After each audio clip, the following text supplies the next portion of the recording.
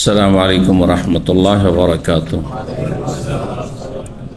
إن الحمد لله نحمده ونستعينه ونستغفره ونعوذ بالله من شرور أنفسنا ومن سيئات أعمالنا. من يهده الله فلا مضل له ومن يضلل فلا هادي له. وأشهد أن لا إله إلا الله وحده لا شريك له وأشهد أن محمدا عبده ورسوله صلى الله تعالى عليه وعلى آله وصحبه وسلم تسليما كثيرا.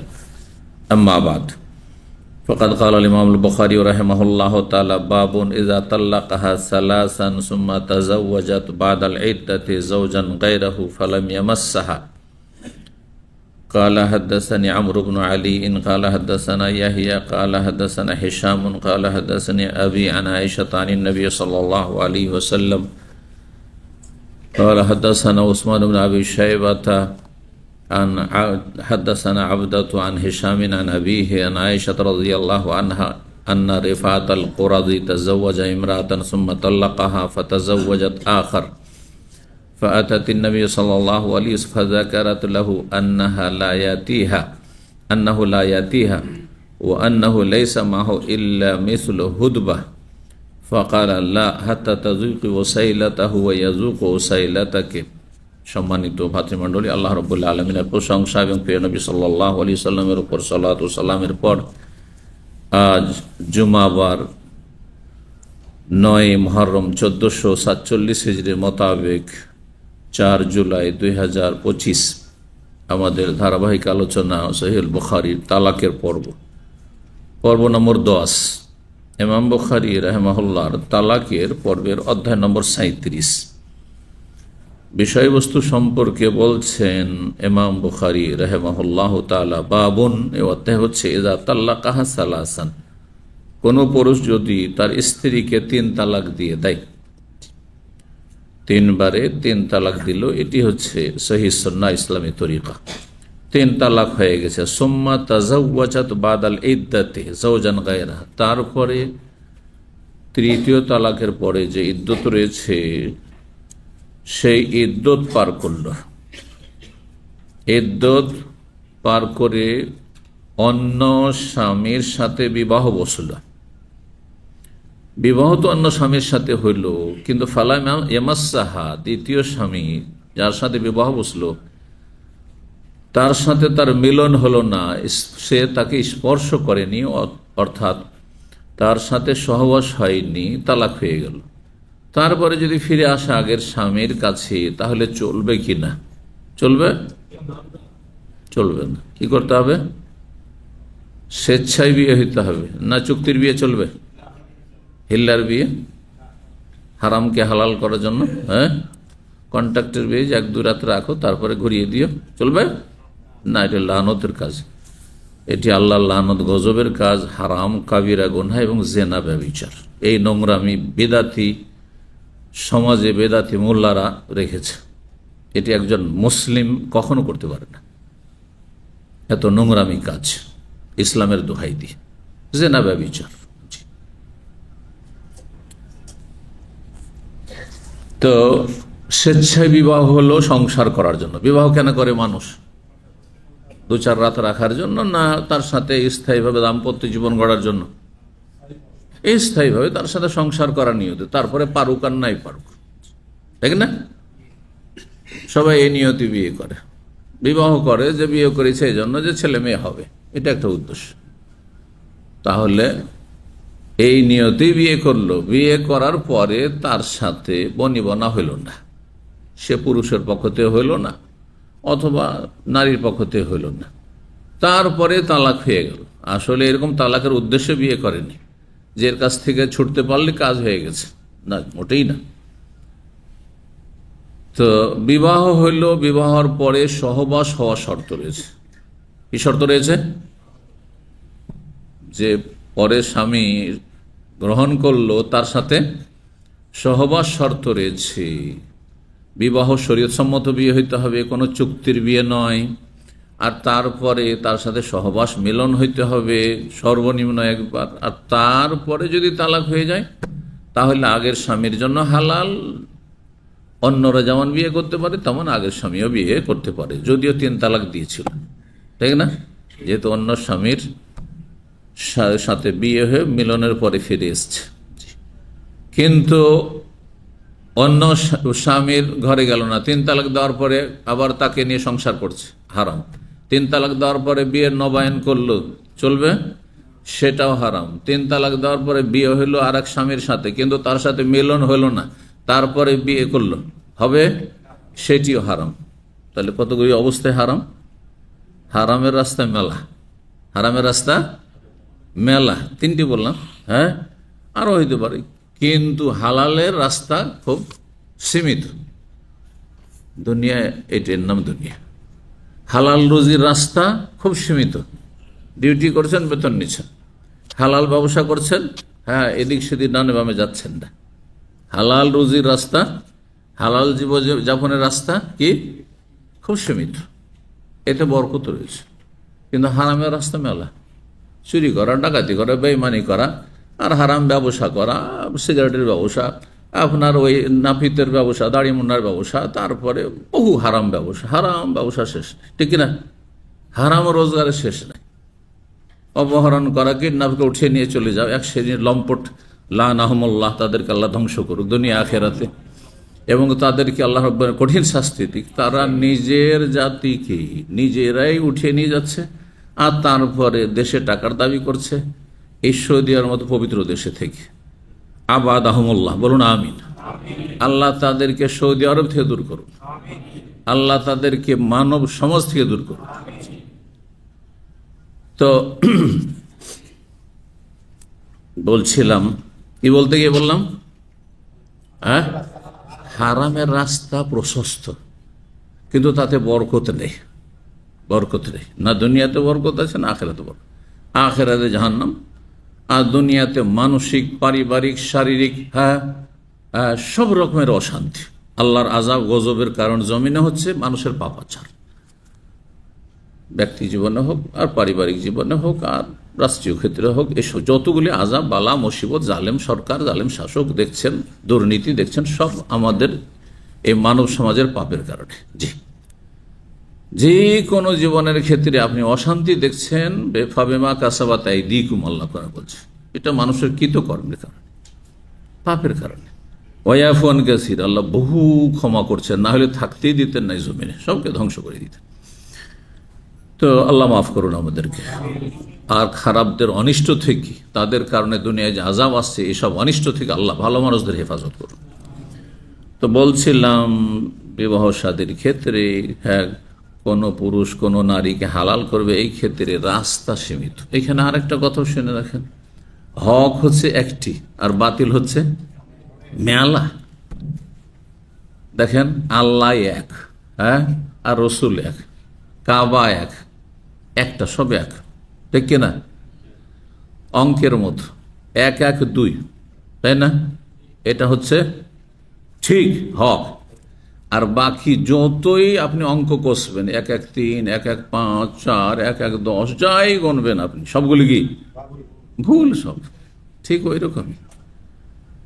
আল হাক্কু লা ইয়াতাআদ্দাদু, ওলামারা বলেছেন হক একাধিক হয় না, বাতিল একাধিক হয়, বহু হয়। আল হাক্কু লা ইয়াতাআদ্দাদু, সত্য একটি, বাকি মিথ্যা মেলা হইতে পারে। আপনি এখানে আছেন, এটা সত্য। এ ভিন্ন যদি বলে বাজারে আছে, দেশে আছে, মক্কা আছে, মদিনায় আছে, ইউরোপে আছে, পূর্বে আছে, পশ্চিমে আছে, যত বলবে সবগুলি হচ্ছে মিথ্যা। সব দিন ইসলাম ঠিক ওই রকমই।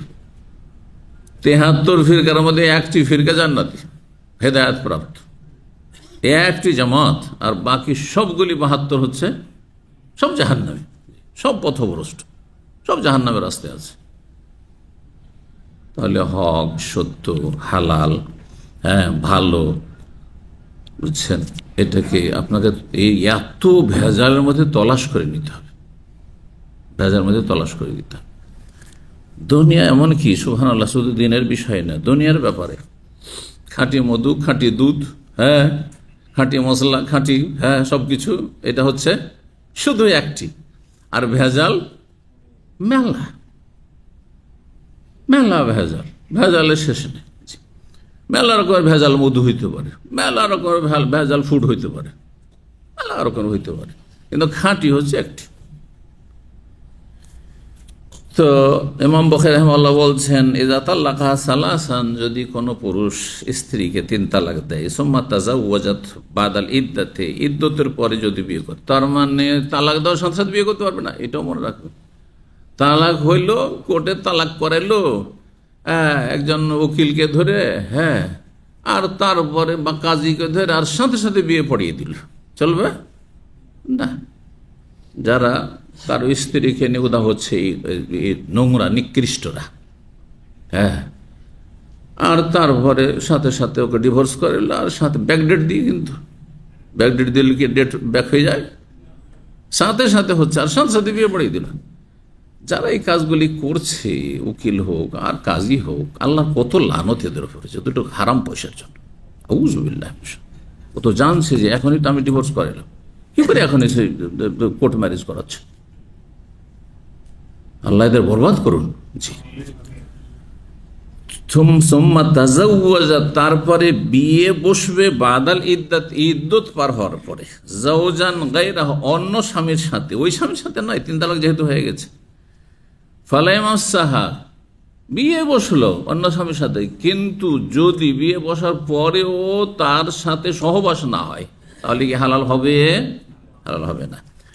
হাদিস দেখুন, হাদিস এর আগে কয়েকবার করে এসছে বিভিন্ন মাসলা মাসাইল প্রমাণ করার জন্য। 5317 নম্বর হাদিস, হাদিস মা আয়েশা রাদিয়াল্লাহু তাআলা আনহা বর্ণনা করছেন, নবী সাল্লাল্লাহু আলাইহি ওয়াসাল্লাম হতে এই হাদিসটির কয়েকটি সনদ রয়েছে। তার আর একটি সনদ হেশাম বলছেন তার পিতা থেকে বর্ণনা করি, মানে উরওয়া থেকে, আর উরওয়া ইবনে জুবাইর, উরওয়া ইবনে জুবাইরের খালা হচ্ছেন মা আয়েশা রাদিয়াল্লাহু তাআলা আনহা, তার খালা থেকে বর্ণনা করছেন উম্মুল মুমিনিন, আন্না রেফাত আল কোরাজি, বানু কোরাইজা বংশের রেফা নামক এক ব্যক্তি, বানু কোরাইজা ইহুদি ছিল, হ্যাঁ, তাদের উপর যখন শাস্তি দেওয়া হলো, তার মধ্যে অনেকেই যারা নাবালক ছিল তাদেরকে বন্দী করা হয়েছে, তাদের একজন, তারা যারা যাদের মধ্যে যারা ইসলাম গ্রহণ করেছে তাদের একজন এই রেফা।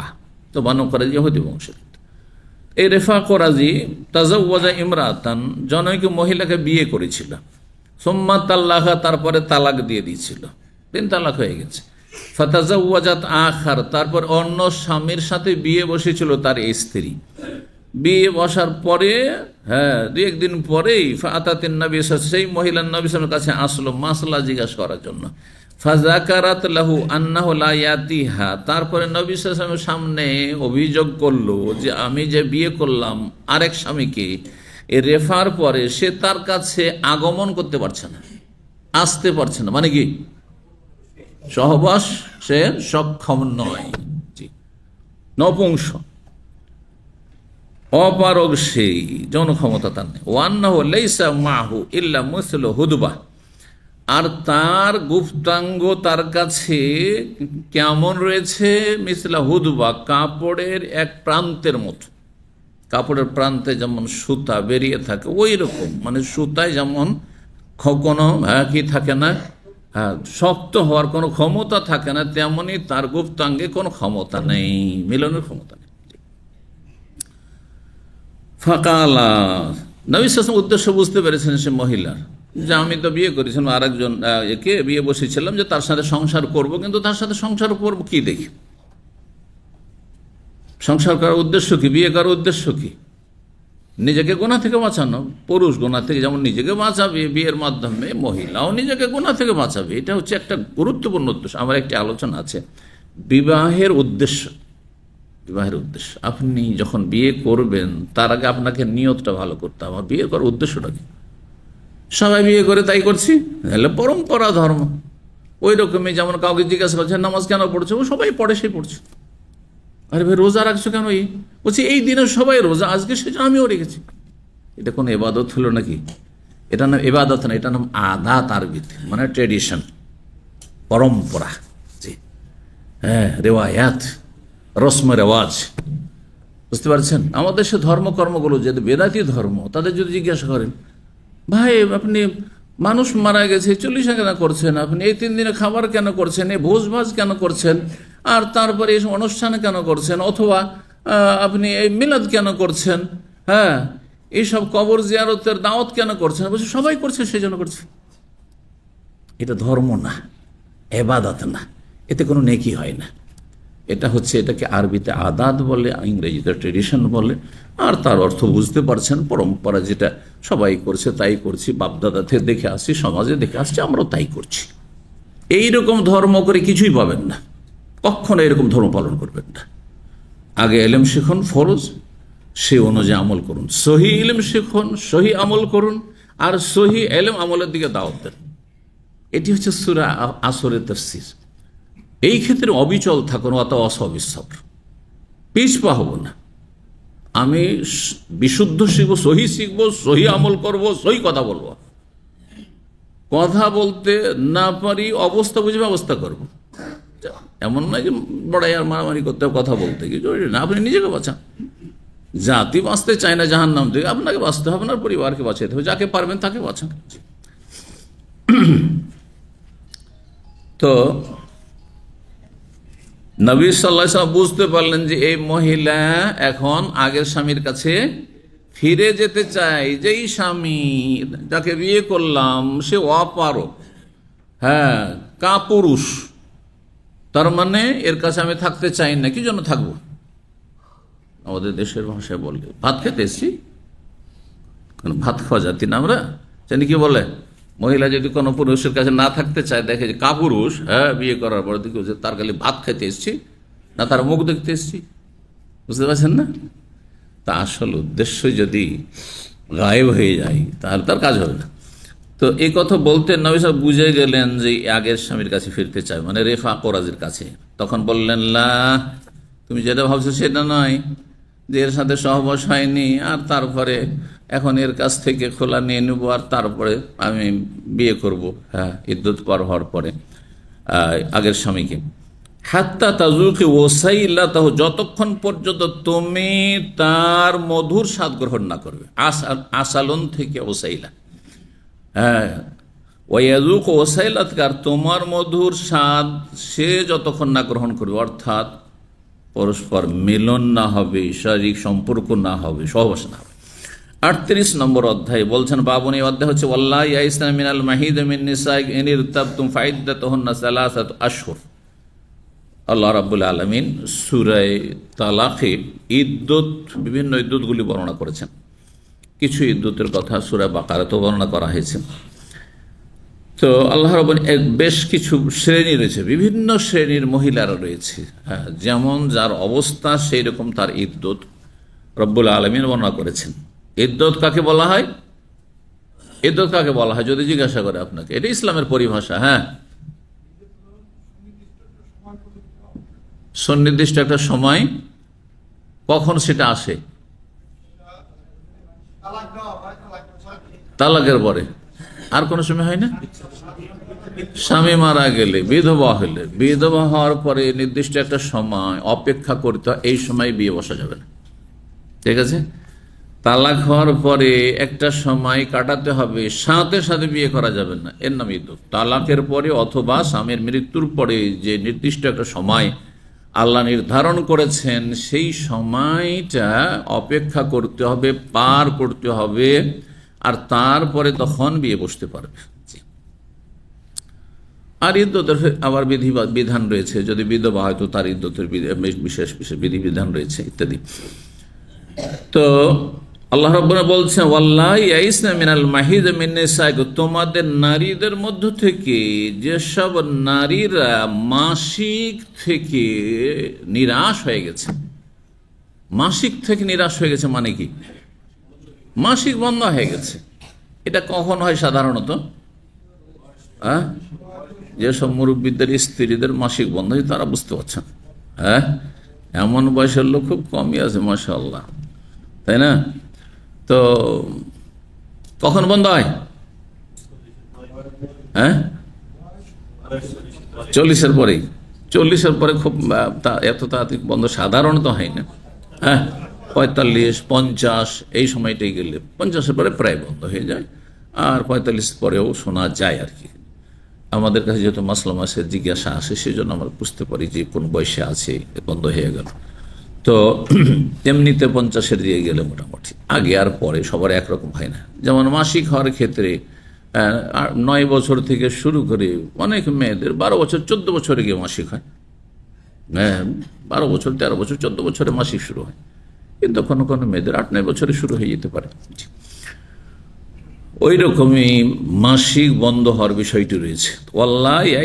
ওইসব নারীদের বিধান যারা মাসিক হওয়া থেকে নিরাশ হয়ে গেছে, তোমাদের নারী জাতির মধ্য হতে, তোমরা যদি দ্বিধাগ্রস্ত হয় যে আচ্ছা মা কতদিন ধরবো না ধরবো এর ইদ্যত, কারণ মাসিক হলে তো বোঝা যায় 1 মাসিক হলে তো 2 মাসিক হলে 3 মাসিক ইদ্যত পার হইল, ঠিক না?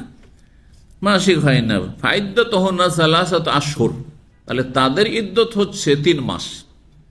তা আমাদের সমাজে সহজ ভাষায় বলে তালাক হয়েছে, কত ইদ্যত? 3 মাস। কথাটি ভুল কিন্তু। 3 মাস কার? অল্প কিছু মহিলার যারা হয়তো মাসিক বন্ধই হয়ে গেছে, আর বলছে ওয়াল্লাহি লাম ইয়াহিজনা, আর ওই সব মেয়েরা যাদের এখনো মাসিক হয়নি, নাবালিকার বিয়ে হয়েছে 8 বছর 7 বছর 9 বছর। আর হিন্দু সমাজে আমরা যখন ছোটকালে পড়াশোনা করি তো দেখেছি যে হিন্দুদের মধ্যে তাড়াতাড়ি গ্রামে তাড়াতাড়ি বিয়ে হয়ে যেত।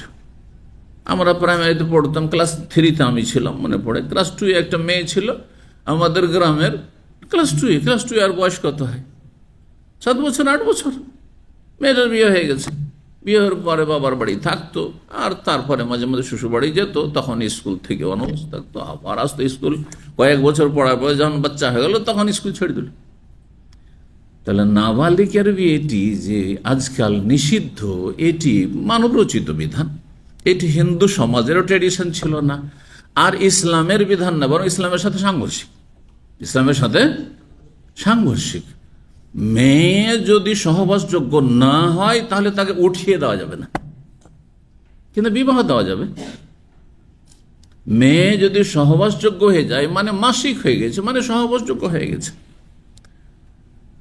তখন শ্বশুর বাড়ি উঠিয়ে দেবেন, স্বামীর কাছে উঠিয়ে দিতে। উঠিয়ে দেওয়া বুঝেন তো, বলেন তো আপনারা, নাকি বলেন?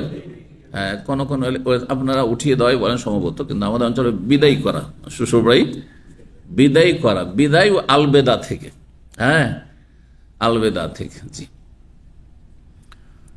তো তা কোন কোন শ্রেণীর মহিলাদের ইদ্যত 3 মাস? যাদের মাসিক বন্ধ হয়ে গেছে বয়স হওয়ার কারণে, অথবা যাদের নাবালিকা হওয়ার কারণে এখনো মাসিক শুরু হয়নি, বিয়ে হয়েছিল তালাক হয়ে গেল, 8 বছর 9 বছর বয়সে বিয়ে হয়ে তালাক হচ্ছে, মাসিক হয়নি, তাহলে কত ইদ্যত ধরবেন? সালাসাত আশহুর। পেটে যদি বাচ্চা থাকে, হ্যাঁ, তারপরের অংশে আল্লাহ বলছে উলাতুল আহমালি আজালুহুন্না আন হামলাহুন, গর্ভধারণকারী মহিলাদের ইদ্যত হচ্ছে, আজাল ইদ্যত হচ্ছে কি করা? বাচ্চা ভূমিষ্ঠ হওয়া। এটি সমস্ত ক্ষেত্রে প্রাধান্য পাবে, তালাক প্রাপ্ত হোক, হ্যাঁ, আর বিধবা হোক, আর সে যে কোনো অবস্থাতে হোক না কেন, বুঝছেন না? বাকি 3 মাস বিশেষ ক্ষেত্রে বললাম, তাই না? 3 মাসিক যেসব মহিলাদের মাসিক হচ্ছে, এই 3 মাস আর 3 মাসিক, এটা শুধু তালাকের ক্ষেত্রে না বিধবার ক্ষেত্রে? হ্যাঁ, তালাকের ক্ষেত্রে হতভম্ব হয়ে যাচ্ছেন, তাই না? বিধবা যদি হয় তাহলে স্বামী মারা গেছে, ইদ্যত কত? 4 মাস 10 দিন। এইখানেও সমাজে প্রচলিত ভুল হচ্ছে, আমাদের দেশে অধিকাংশ মানুষ বলবে যে 4 মাস, 4 মাস বলে কোনো কিছু নেই, কি আছে? 10 দিনকে কমিয়ে দেয়, অজ্ঞতার কারণে হোক অথবা অচেতন হওয়ার কারণে হোক, 4 মাস 10 দিন। والذين يتوفون منكم ويذرون أزواجا يتربصن بأنفسهن 4 أشهر وعشرا, আল্লাহ সূরা বাকারা বলছেন ওইসব নারীরা ইউতাওফানা মিনকুম, যাদের স্বামীরা তোমাদের মধ্যে থেকে ইন্তেকাল করেছে, ওফাত পেয়েছে, ইয়াতারাব্বাসনা বিআনফুসিহিন্না, তারা প্রতীক্ষায় থাকবে, বিয়ে করার জন্য অপেক্ষা করে, মানে ইদ্যত পার করবে, 4 আশহুরিন 4 মাস, ও আশারা মানে 4 মাস 10 দিন। জি, তাহলে এই ক্ষেত্রে তখন 3 মাস 3 মাসিক চলবে না, কিন্তু স্বামী মারা গেছে, পেটে বাচ্চা আছে, এই মাস স্বামী মারা গেছে, এটা বলছে স্বামী মারা গেছে যদি বাকারার আয়াত ধরেন তাহলে ওখানে কি বলা হচ্ছে 4 মাস 10 দিন। আর সূরা তালাকের আয়াত ধরেন তো আইয়াদান হামলাহন, বাচ্চা ভূমিষ্ঠ হওয়া পর্যন্ত। তাহলে কোনটা প্রাধান্য পাবে? যে বলবেন হাত তুলবেন। হ্যাঁ, বাচ্চা ভূমিষ্ঠ, পেটে বাচ্চা আছে, বাচ্চা ভূমিষ্ঠ হওয়া। ধরেন স্বামী যে সময় মারা যাচ্ছে সেই সময় প্রথম মাসের গর্ভ ছিল, তাহলে কয় মাস অপেক্ষা করতে হবে? 8 মাস 9 মাস অপেক্ষা করতে হবে। তাহলে ইদ্যত লম্বা হয়ে যাচ্ছে। এর বিপরীতটা বলি, স্বামী যখন মারা যায় তখন ভাগ্যচক্রে মহিলার পেটে 9 মাসের বাচ্চা ছিল, বাচ্চা ভূমিষ্ঠ হব অবস্থায় ছিল, 3 দিন পরই বাচ্চা হয়ে গেল। হ্যাঁ, এখন বলেন 4 মাস 10 দিন না, 3 দিনই ইদ্যত শেষ। এটাই হচ্ছে সমস্ত আইম্মায়ে কেরাম সালাফে সালেহিন থেকে শুরু করে মত। একমাত্র আব্দুল্লাহ বিন আব্বাস রাদিয়াল্লাহু তাআলা আনহু, সুবহানাল্লাহ, সাহাবায়ে ফিকহি মাসলা ইখতিলাফ ছিল কিন্তু গ্রুপিং ছিল না, হ্যাঁ, গোঁড়ামি ছিল না, দল পাকানো ছিল না। কিন্তু হানাফি, শাফি, মালিকি, হাম্বলির মাঝে দল পাকাপাকি রয়েছে। আমরা একটা হানাফি, আমরা হচ্ছে শাফি, আমরা হচ্ছে মালিকি। হ্যাঁ, হাত ছেড়ে কেন নামাজ পড়ছেন? না মালিকি। হ্যাঁ, আপনি ফজরে কেন কুনুত করছেন? না শাফি। এইটা হারাম, যেটাকে বলা হয় মজহাবি তাআসসুব, মজহাবি গোঁড়ামি, মজহাবি অন্ধত্ব, এইটা হারাম। বাকি ফিকার মাসলা ইখতিলাফ সহি আকিদার আলেমদের মধ্যে থাকতে পারে, কারণ সাহাবায়ে কেরামদের জামানাতে ইখতিলাফ ছিল, আকিদাই দ্বিমত ছিল না, কিন্তু ফিকহি মাসলা মাসাইলে ইখতিলাফ দ্বিমত ছিল। এটা দোষণীয় না, কারণ সবার দৃষ্টিভঙ্গি একরকম নয়। বুঝতে পারছেন না? বুঝের ফের বুঝেন, আপনি একরকম করে বুঝছেন, আমি আরেক রকম করে বুঝছি। এই আরাফার মাসলাই নেন, এটাকে আকিদার মাসলা বানিয়ে দিয়েছে এক শ্রেণীর আহলে হাদিস মৌলবীরা। কথা বুঝছে, এত বাড়াবাড়ি করেছে যে ফিকার মাসলাকে আকিদার মাসলা বানিয়ে দিয়েছে। যারা মনে করছেন না দেশের সাথে আরাফার রোজা রাখতে হবে 9 তারিখ, তারা বলছে যেন বিভ্রান্ত, যারা বলছে আরাফার সাথে রাখতে হবে, আরাফার দিন হাজী সাহেবরা আছে, আমরা জানতে পারছি রাখতে হবে, মানে বিভ্রান্ত মনে হচ্ছে আমাদের ফতোয়া। আচ্ছা, এর বিপরীতটাও বাড়াবাড়ি দুই দিক থেকে। যারা মনে করছে আরাফার সাথে রাখতে হবে, যারা নয় বলছে, মনে হচ্ছে যে ওরা গোমরা হয়ে গেছে। নাউজুবিল্লাহ, এটাই হচ্ছে নিন্দনীয়। এটির নাম তাআসসুব। শুধু মযহাবের নামে তাআসসুব না, ব্যক্তির নামে তাআসসুব, ফতোয়ার নামে তাআসসুব, গোঁড়ামি। যে আপনারটা কি হক মনে করে নিয়েছেন, আপনার জন্য ওইটা হক, আমি সেটা যেহেতু বিশ্বাস করি না, সেজন্য আমার জন্য অন্যটাই হক। এবার বুঝতে পেরেছেন? এজন্য আমি সবসময় বলি মানুষের উদারতা যাতে করি হ্যাঁ মজবুত হয়, উদারতাটা বেশি হয়। আর বৈধ উদারতা, এমন নয় যে শরীয়তে অ্যালাউ নেই এই উদারতা। ফিকহি মাসলার ক্ষেত্রে উদারতার অবকাশ আছে। আমি বলি যে আমার ফতোয়া আমার জন্য শুধু, যেহেতু আমি এটাই স্টাডি করেছি, এটাই সহি বুঝেছি, এটা কার জন্য? আমার জন্য। বাকি আপনাদের জন্য। যদি ভিন্ন মত থাকে আর ওইটা বিশ্বাস করেন তো ওইটা আপনার জন্য, কিন্তু আমার উপর আপনারা চাপিয়ে দিতে পারেন না, কারণ আমি এটা বুঝেছি। বুঝতে পারছেন? আমার বোঝার কিছুটা হলে যোগ্যতা আছে, আর আপনার বোঝার কিছুটা হলে যোগ্যতা আছে, সুতরাং আপনার উপর আমারটা চাপিয়ে দিচ্ছে। লাকুম দীনুকুম ওয়ালিয়া দীন, সহজ ভাষায়। কেন এই ফিকহি মাসলা এত বাড়াবাড়ি? যখনই এই সময়গুলো আসছে, ফেসবুক গরম করে ফেলছে সহি আকীদার নামে। এগুলি সহি আকীদা, এগুলি বিভ্রান্তি। আল্লাহ হিদায়াত দান করুন। আরে ভাই, আপনারটা ঠিক আছে, আপনি 9 তারিখে রাখেন না। কোনো আপনার মানহানি করা কেউ যদি করে তাহলে খারাপ কাজ করছে সে। আপনাদের যদি কেউ মানহানি করে যে আপনি 9 তারিখে রাখছেন, আপনাকে নিয়ে হাসাহাসি করছে কেউ, তাহলে সে খারাপ কাজ করছে, অন্যায় করছে। আর যারা আরাফার দিনে রেখে নিল, দেশে 8 তারিখে আরাফার দিনে যাচ্ছে, হাজী সাহেবগণ আরাফাত আজ রেখে নিল, তাদের সাথে নিয়ে হাসাহাসি করছেন, তাহলে আপনি চরম অন্যায় কাজ করছেন, অন্যায় কাজ করছেন। ফিকহি মাসলা মাসাইলে উদারতা রাখেন, ওর চাইতে গুরুত্বপূর্ণ মাসলা। সমস্ত সাহাবায়ে কেরাম বলছেন যে সূরা তালাক পরে নাযিল হয়েছে, সূরা তালাকের আয়াতটি প্রাধান্য পাবে সব ক্ষেত্রে, ইদ্যতের ক্ষেত্রে। কিন্তু ইবনে আব্বাস বলছেন না, আবাদুল আজালাইন, দুটো ইদ্যতের মধ্যে কোনটা দীর্ঘায়িত সেটা দেখতে হবে। বুঝতে পেরেছেন কি মশলা বুঝলেন? যদি দেখা যায় যে 4 মাস 10 দিন, যদি আমি সূরা বাকারা আয়াতে বিধবার ইদ্যত ধরি তো কতদিন? 4 মাস 10 দিন। আর যদি গর্ভ ধারণটাকে কেন্দ্র করি তাহলে কতদিন? হ্যাঁ, বেশি হয়ে যাচ্ছে, 4 মাস 10 দিন বেশি, 6 মাস হচ্ছে, তাহলে কোনটাকে ধরবো? 6 মাসটাকে ধরতে ইবনে আব্বাস বলছেন। যদি দেখা যায় যে বাচ্চা হয়ে গেল 10 দিনে, 20 দিনে, 1 মাসে, 2 মাসে, 3 মাসে, 3 মাসে বাচ্চা ভূমিষ্ঠ হয়ে গেল বিধবা মহিলার, আর তার ইদ্যত যদি ধরি আমি, হ্যাঁ, কি হিসাবে? মাস হিসাবে, তাহলে কত? 4 মাস 10 দিন। তো কোনটা বেশি দীর্ঘতার সময়? 4 মাস 10 দিন। তাহলে 4 মাস 10 দিন ধরবো, তখন বলছেন তিনি। কিন্তু এই মতের সাথে অন্য সাহাবায়ে কেরাম একমত নয়, এমনকি 4 ইমাম আহলুল হাদিস মুহাদ্দিসিন কেউ একমত নয়। তার ইজতিহাদ ছিল সেটি, তার ধারণা ছিল যে মক্কায় থাকলে গুনাহ বেশি হবে, এই জন্য শেষ জীবনে তার ইজতিহাদ যে আমি মক্কায় থাকবো না, নেকি যেমন বেশি, 1 লক্ষের নেকি, তেমন গুনাহ যে বেশি। শুধু গুনাহার যদি মনে একটা কল্পনা জল্পনা আসে, ওমাইয়ুরিদ ফিহি বিলহাদিন বিযুলমিন নুযিকহু মিন আযাবিন আলীম, সূরা হজের এই আয়াতের তাফসীর, অথচ সাহাবীদের মধ্যে সবচেয়ে বড় মুফাসসির, সবচেয়ে বড় হলে ভুল হবে না, এটা ভুল না, কারণ তাফসীরের সাবজেক্টে সাহাবায়ে কেরাম সবচেয়ে বড় মুফাসসির, আবরুল উম্মাহ, তরজুমান আল কোরআন আব্দুল্লাহ বিন আব্বাস রাদিয়াল্লাহু তাআলা আনহু, তার মত ছিল এই আয়াত সম্পর্কে যে গুনার ইচ্ছা হইলেই কঠিন শাস্তি আল্লাহ দেবেন, ধরবেন।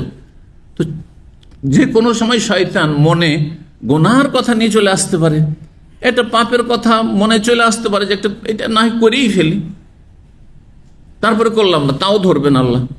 তা আমি থাকবো কেন এমন শহরে, যে শহরে গুনার ইচ্ছা গুনাহ করলাম না, তারপরে আল্লাহ পকড়াও করে কঠিন শাস্তি চলে আসতে পারে।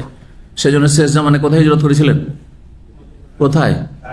আব্দুল্লাহ আব্বাস রাদিয়াল্লাহু আনহু কবর কোথায় আছে জানেন না? তায়েফে, মসজিদ আব্দুল্লাহ বিন আব্বাস। এবার কুফা বলল, তায়েফে আছে, তায়েফে মসজিদ আব্দুল্লাহ বিন আব্বাস। তায়েফে যদি কেউ গিয়ে থাকেন তাহলে জানছেন, তাহলে জিয়ারতে অথবা তায়েফে থাকে আত্মীয় স্বজন বা কেউ, অনেকে তায়েফ থেকে এসেছে তায়েফে। তো তার মানে কথাটা ঠিক, অন্য সাহাবা বলছেন না, শুধু গুনার ইচ্ছা আসলে চলে গেল আল্লাহ ধরবেন না, কিন্তু গুনার ইচ্ছাটাকে যদি অন্তরে লালন করে রাখেন, ধরে রাখলেন, করবো 2-3 দিন 4 দিন চুরি করার তারা করলেন, হ্যাঁ, রুমমেটের, হ্যাঁ, টাকা পয়সা রেখেছে রুমে, কিন্তু সময় পাচ্ছেন না, হ্যাঁ, সবসময়, হ্যাঁ, রুমমেট আসা যাওয়া লেগেই আছে, চান্স পেলেন না, চান্স না পাওয়ার কারণে আর চুরিটা করতে পারলেন না, গুনাহগার। অন্য জায়গার গুনাহ আর মক্কার গুনাহ, জি, পরিমাণের দিকে বেশি না হলেও তার ভয়াবহতা বেশি। এই নয় যে 1 লক্ষ গুণ যেমন নেই, কিন্তু 1 লক্ষ গুণ গুনাহ হবে, এর কোনো দলিল নেই, বুঝতে পারছেন না? তো যাই হোক, বড় বড় সাহাবায়ে কেরামদের ইজতিহাদে ভুল হয়েছে, মানুষের ইজতিহাদে ভুল হইতে পারে। যোগ্য ব্যক্তি যদি কোনো কথা বলেন, কোনো ফতোয়া দেন, আর ভুলও হয়, তবু 1 নেকি পাবে। আর অযোগ্য ব্যক্তি সহি বললে গুনাহ হবে, অযোগ্যতা নিয়ে ঢিল ছোঁড়া ফতোয়া দিলে, ঢিল ছুঁড়লে কখনো কাজ হয়ে গেল, কখনো কাজ হইল না, হ্যাঁ, এইরকম ফতোয়া দেওয়া জায়েজ না। জি, তো যাই হোক, লম্বা হয়ে যাচ্ছে। আল্লাহ বলছেন ওই সব নারীরা যারা নিরাশ হয়ে গেছে মাসিক থেকে, তোমাদের স্ত্রীদের মতো থেকে, তোমরা যদি সন্দেহ হয় যে ইদ্যত কত ধরবো, ফাইদ্দাতুহুন্না সালাসাতু আশহুর ওয়াল্লাহু লাম ইয়াহিদ ওয়া উলাতুল আহমালি আজালুহুন্না ইয়াযানা হামলাহুন্না, আর গর্ভধারণকারী মহিলাদের সময়সীমা হচ্ছে, ইদ্যত হচ্ছে বাচ্চা ভূমিষ্ঠ হওয়া পর্যন্ত। ইমাম প্রখ্যাত তাবি মুজাহিদ বলছেন, ইনলাম তালামু ইয়াহিজনা আওলা ইয়াহিজনা, যদি তোমাদের জানা না থাকে যে এই মহিলাদের মাসিক হচ্ছে কি হচ্ছে না, ওয়াল্লাহি কায়াদনা আনিল হাইজে, আর যেসব মহিলারা এখন অবসর প্রাপ্ত মাসিক থেকে অবসর প্রাপ্ত মানে কি, মাসিক বন্ধ হয়ে গেছে, যেমন চাকরি এক সময় ছিল, এখন চাকরি বন্ধ হয়ে গেছে, অবসরপ্রাপ্ত বলছেন না। ওয়াল্লাহি লাম ইয়াহিদন, আর যেসব মহিলাদের মেয়েদের মাসিক হয়নি, ফাইদ্দাতুহুন্না সালাসা, তাদের ইদ্যত হচ্ছে 3 মাস। এখানে কোনো হাদিস নিয়ে আসে না। 39 নম্বর অধ্যায় বাবুন, এই অধ্যায় হচ্ছে ওয়াউলাতুল আহমালি আজালুহুন্না ইয়াদানা হামলাহুন, তাফসীর করে দিয়েছি। যেসব গর্ভধারণকারী মহিলারা, তাদের ইদ্যত হচ্ছে বাচ্চা ভূমিষ্ঠ হওয়া পর্যন্ত। 5318 নম্বর হাদিস বর্ণনা করেছেন আবু সালাম ইবনে আব্দুর রহমান, প্রখ্যাত তাবেঈ, ইমাম মদিনার ফাকিহ, যে যায়েনব বিনত আবি সালমা, আবু সালমা মেয়ে যায়েনব, তিনি তাকে জানিয়েছেন তার মা থেকে বর্ণনা করে, উম্মে সালমা রাদিয়াল্লাহু তাআলা আনহা জাওজেন নবী সাল্লাল্লাহু আলাইহি সহধর্মিনী, তার থেকে বর্ণনা করেছেন, মেয়ে মা থেকে বর্ণনা করেছেন, আন্না ইমরাতাম মিন আসলাম, আসলাম গোত্রের জনৈক মহিলা, ইউকালু লাহা সুবাইয়া, যাকে ডাকা হয়তো সুবাইয়া বলে, তার নাম ছিল সুবাইয়া, কানা তাহতা যাওজিহা, তার স্বামীর অধীনে ছিল, মানে বিবাহিতা ছিল, তুফি আনহা, যেই স্বামী মারা যায়, ওয়াহিয়া হুবলা, সেই সময় সে গর্ভবতী ছিল। ফাকাতাবা আবু সানাবিল ইবনে বাকাক, তারপরে তাকে পয়গাম প্রস্তাব দিল বিয়ের আবু সানাবিল বিন বাকাক, বাকাকের ছেলে আবু সানাবিল। ফাআবাদ, সে অস্বীকার করলো, আনতার বিয়ে বসতে, বিয়ে করবো না।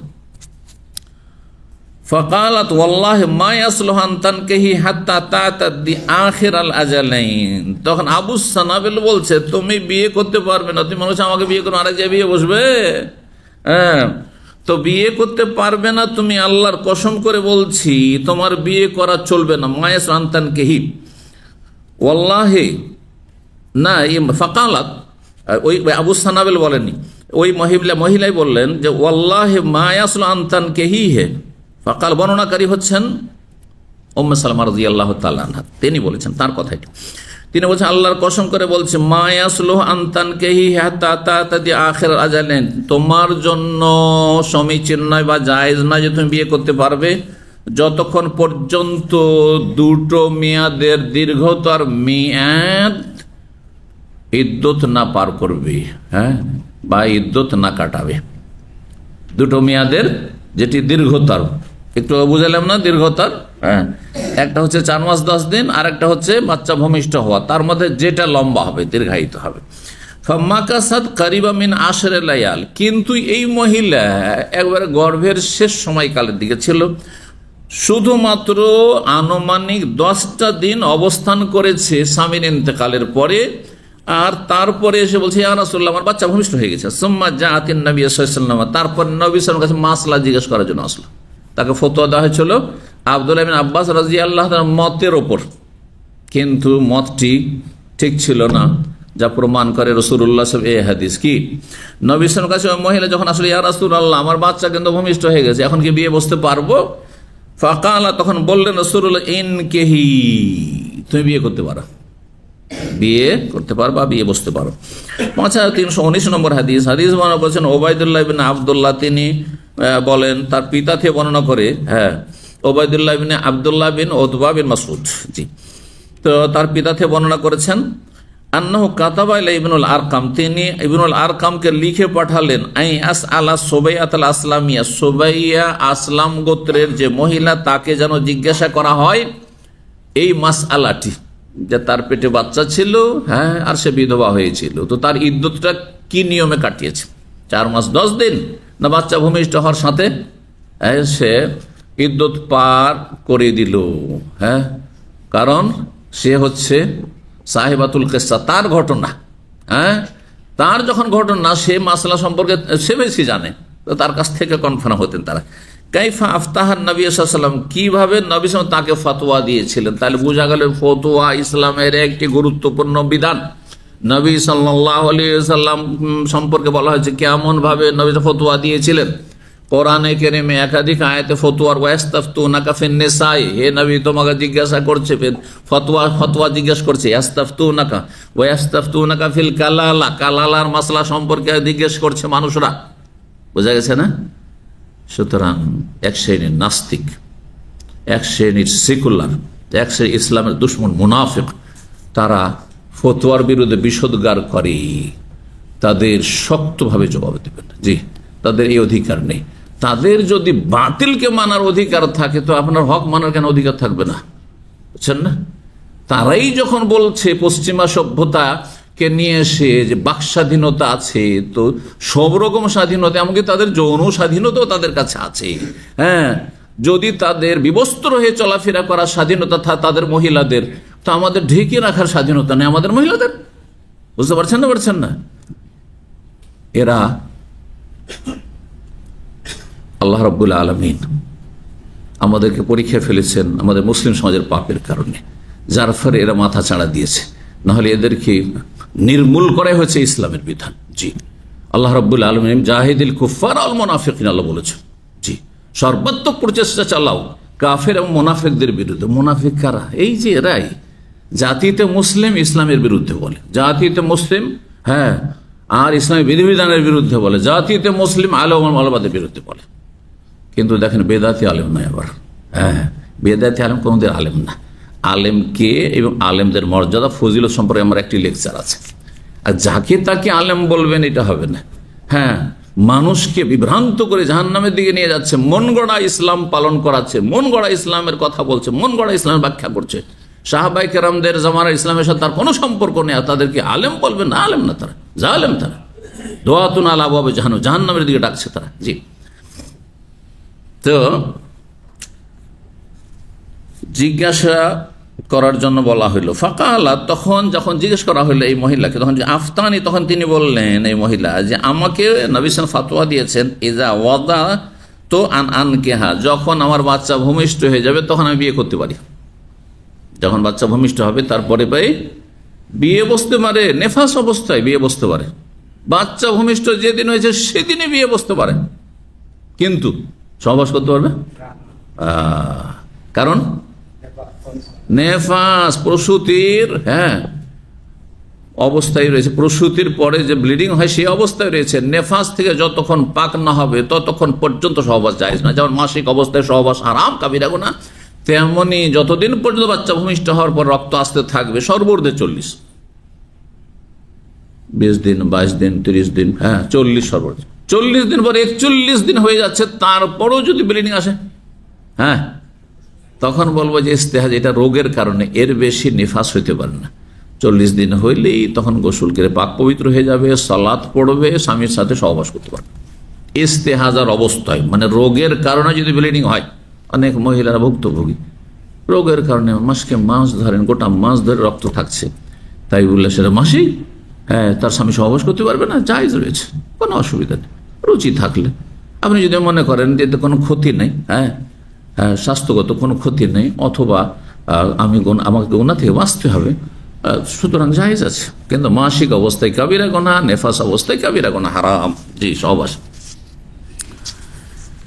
তো এই ছিল 5320 নম্বর হাদিস। হাদিস বর্ণনা করেছেন মিসওয়ার বিন মাখরামা আন্না সুবাইয়াত আল আসলামিয়া, আসলাম গোত্রে সুবাইয়া নামক নারী, নফেসাত বাদা ওয়াফাতে যাওজিহা বিলায়ালিন, তার স্বামীর ইন্তেকালের মাত্র কয়েক রাত পরে, মানে রাত দিন দুটো মিলে কয়েক দিন রাত পরেই তার নেফাস শুরু হয়ে গেল, মানে বাচ্চা ভূমিষ্ঠ হয়ে গেল। ফাজাতিন নবী সাল্লাল্লাহু কাছে সে মহিলা আসলো, ফাস্তাজানাত আনতান কে, বিয়ের জন্য অনুমতি চাইলো। ফাআযান আল্লাহ, নবী সাল্লাল্লাহু তাকে অনুমতি দিন। ফানাকা, তারপরে সে বিয়ে বসে গেল, বিয়ে করলো। 40 নম্বর অধ্যায় হচ্ছে বাবু কাউলিল্লাহি তাআলা, এই অধ্যায় হচ্ছে মহান আল্লাহর বাণী সম্পর্কে, বাণীর তাফসীর সম্পর্কে। আল মুতাল্লাকাতু ইয়াতারাব্বাসনা বিআনফুসিহিন্না সালাসাতা কুরু, তালাক প্রাপ্ত নারীরা নিজেদের ক্ষেত্রে বিয়ে বসা থেকে অপেক্ষা করবে, মানে ইদ্যত কাটাবে।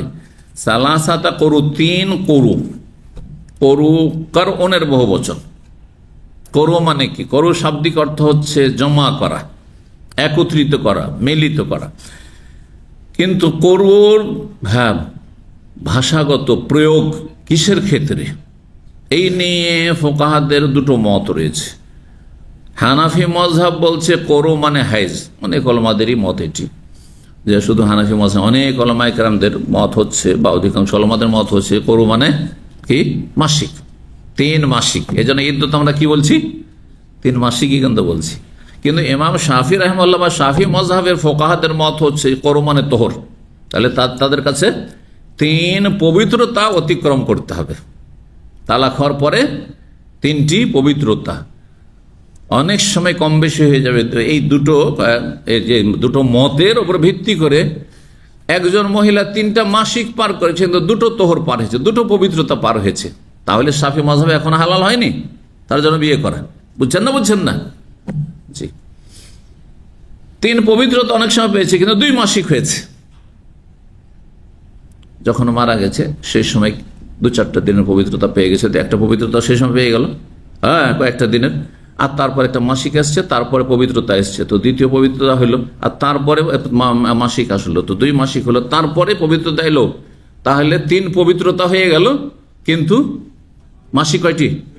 2টি। তাহলে হানাফি মাযহাবে এখনো বিয়ে করা হালাল হয়নি।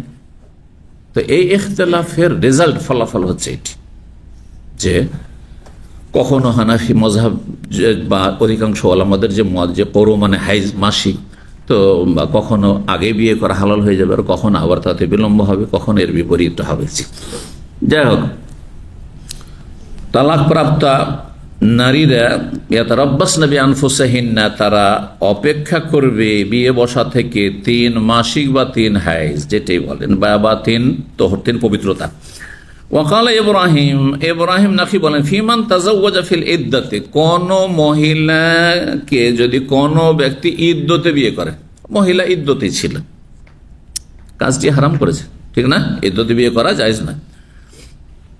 ইদ্দতে ছিল মহিলা, তাকে বিয়ে করেছে কোন ব্যক্তি, ওই মাসলা সম্পর্কে বলছেন। ফাহাদ, তারপরে মাসিক এসেছে, ইনদাহু, তার কাছে এসে, 3 মাসিক।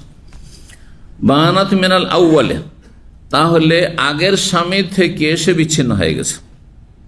ইদ্দত চলাকালীন কি করেছে? বিয়ে করে নিয়েছে, আর তারপরে বলছেন ফাহাজাত ইনদাহু 3 মাসিক আসছে, তাহলে আগের স্বামী থেকে বায়না, ওয়ালা তাহতাসে বললেন বেহি লেমান বাদ, পরের স্বামীর থেকে যদি তালাক হয় তাহলে এটা ধরা হবে না, কারণ এই একটাকে 2 জনের জন্য ইদ্দত কি করে ধরবেন না, এটা বলতে চাইছেন ইব্রাহিম নাখি।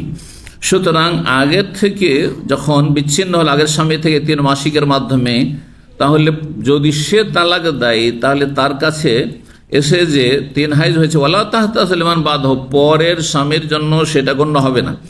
ইমাম জোহরি বলছেন যে না, সেটা গণ্য হবে, পরে যদি সে তালাক দেয় তাহলে তার ক্ষেত্রে সেটা গণ্য হবে। হাজা আহাব্ব এলা সুফিয়ান, সুফিয়ানের কাছে ইমাম জোহরির মতটি, এই কওলা জোহরি বেশি পছন্দনীয়। ওয়াকালামা, আমার মা হচ্ছে ইকালো, আরবরা বলে থাকেন, আকরাতিল মারআতু ইযা দানা হাইযুহা, মহিলার কোরো এসেছে, অর্থাৎ যখন মাসিকের সময়কাল নিকটবর্তী হয়েছে।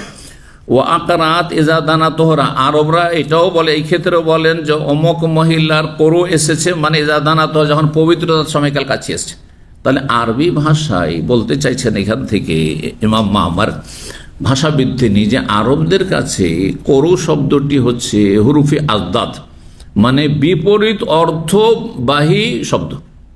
কিছু কিছু শব্দ আছে বিভিন্ন ভাষাতে থাকে, বিপরীত অর্থ বহন করে, এইটা হয় আবার ওইটা হয়, ওর বিপরীতটা হয়। তো এইরকম শব্দ, কোরো মানে তোহর, পবিত্রতা হয় আরবি ভাষায়, আর কোরো মানে মাসিকও হয় বলতে চাইছেন। ওয়ুকালো, আরবি ভাষায় বলা হয়ে থাকে, মা কারাতো বেসালান কাত্তু ইযা লাম তাজমা ওয়ালাদান ফি বাতনিহা, মানে মা কারাত বেসালান কাত্তু, বলছেন যে অমুক মহিলা কখনো পেটে গর্ভধারণ করেননি।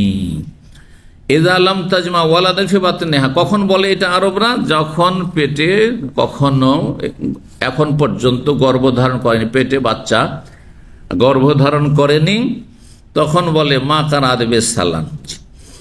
41 নম্বর বলছে, বাবু কিসসাতে ফাতিমা বিনতে কাইস ওয়া কওলিল্লাহি, এই অধ্যায় হচ্ছে ফাতিমা বিনতে কাইস সাহাবিয়া রাদিয়াল্লাহু তাআলা আনহার তালাকের ঘটনা এবং তার ভরণ পোষণের ঘটনা সম্পর্কে, এবং মহান আল্লাহর এই বাণী সম্পর্কে, ওয়াত্তাকুল্লাহ রাব্বাকুম, তোমরা তোমাদের রব আল্লাহকে ভয় করো, লা তুখরিজুন বুয়ুতাহুন্না, তাদেরকে বাড়ি থেকে তোমরা বের করিও না। সূরা তালাকের প্রথম আয়াত।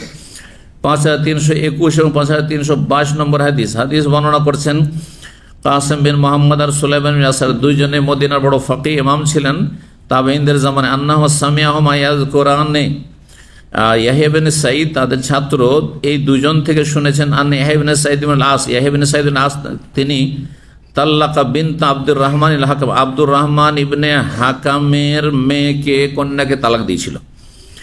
ফান্তালাকা আব্দুর রহমান, তখন তার বাবা, মেয়ের বাবা আব্দুর রহমান তাকে নিজের ঘরে নিয়ে চলে গেছিল, তালাক হওয়ার পরে নিজের বাড়িতে নিয়ে চলে গেছিল।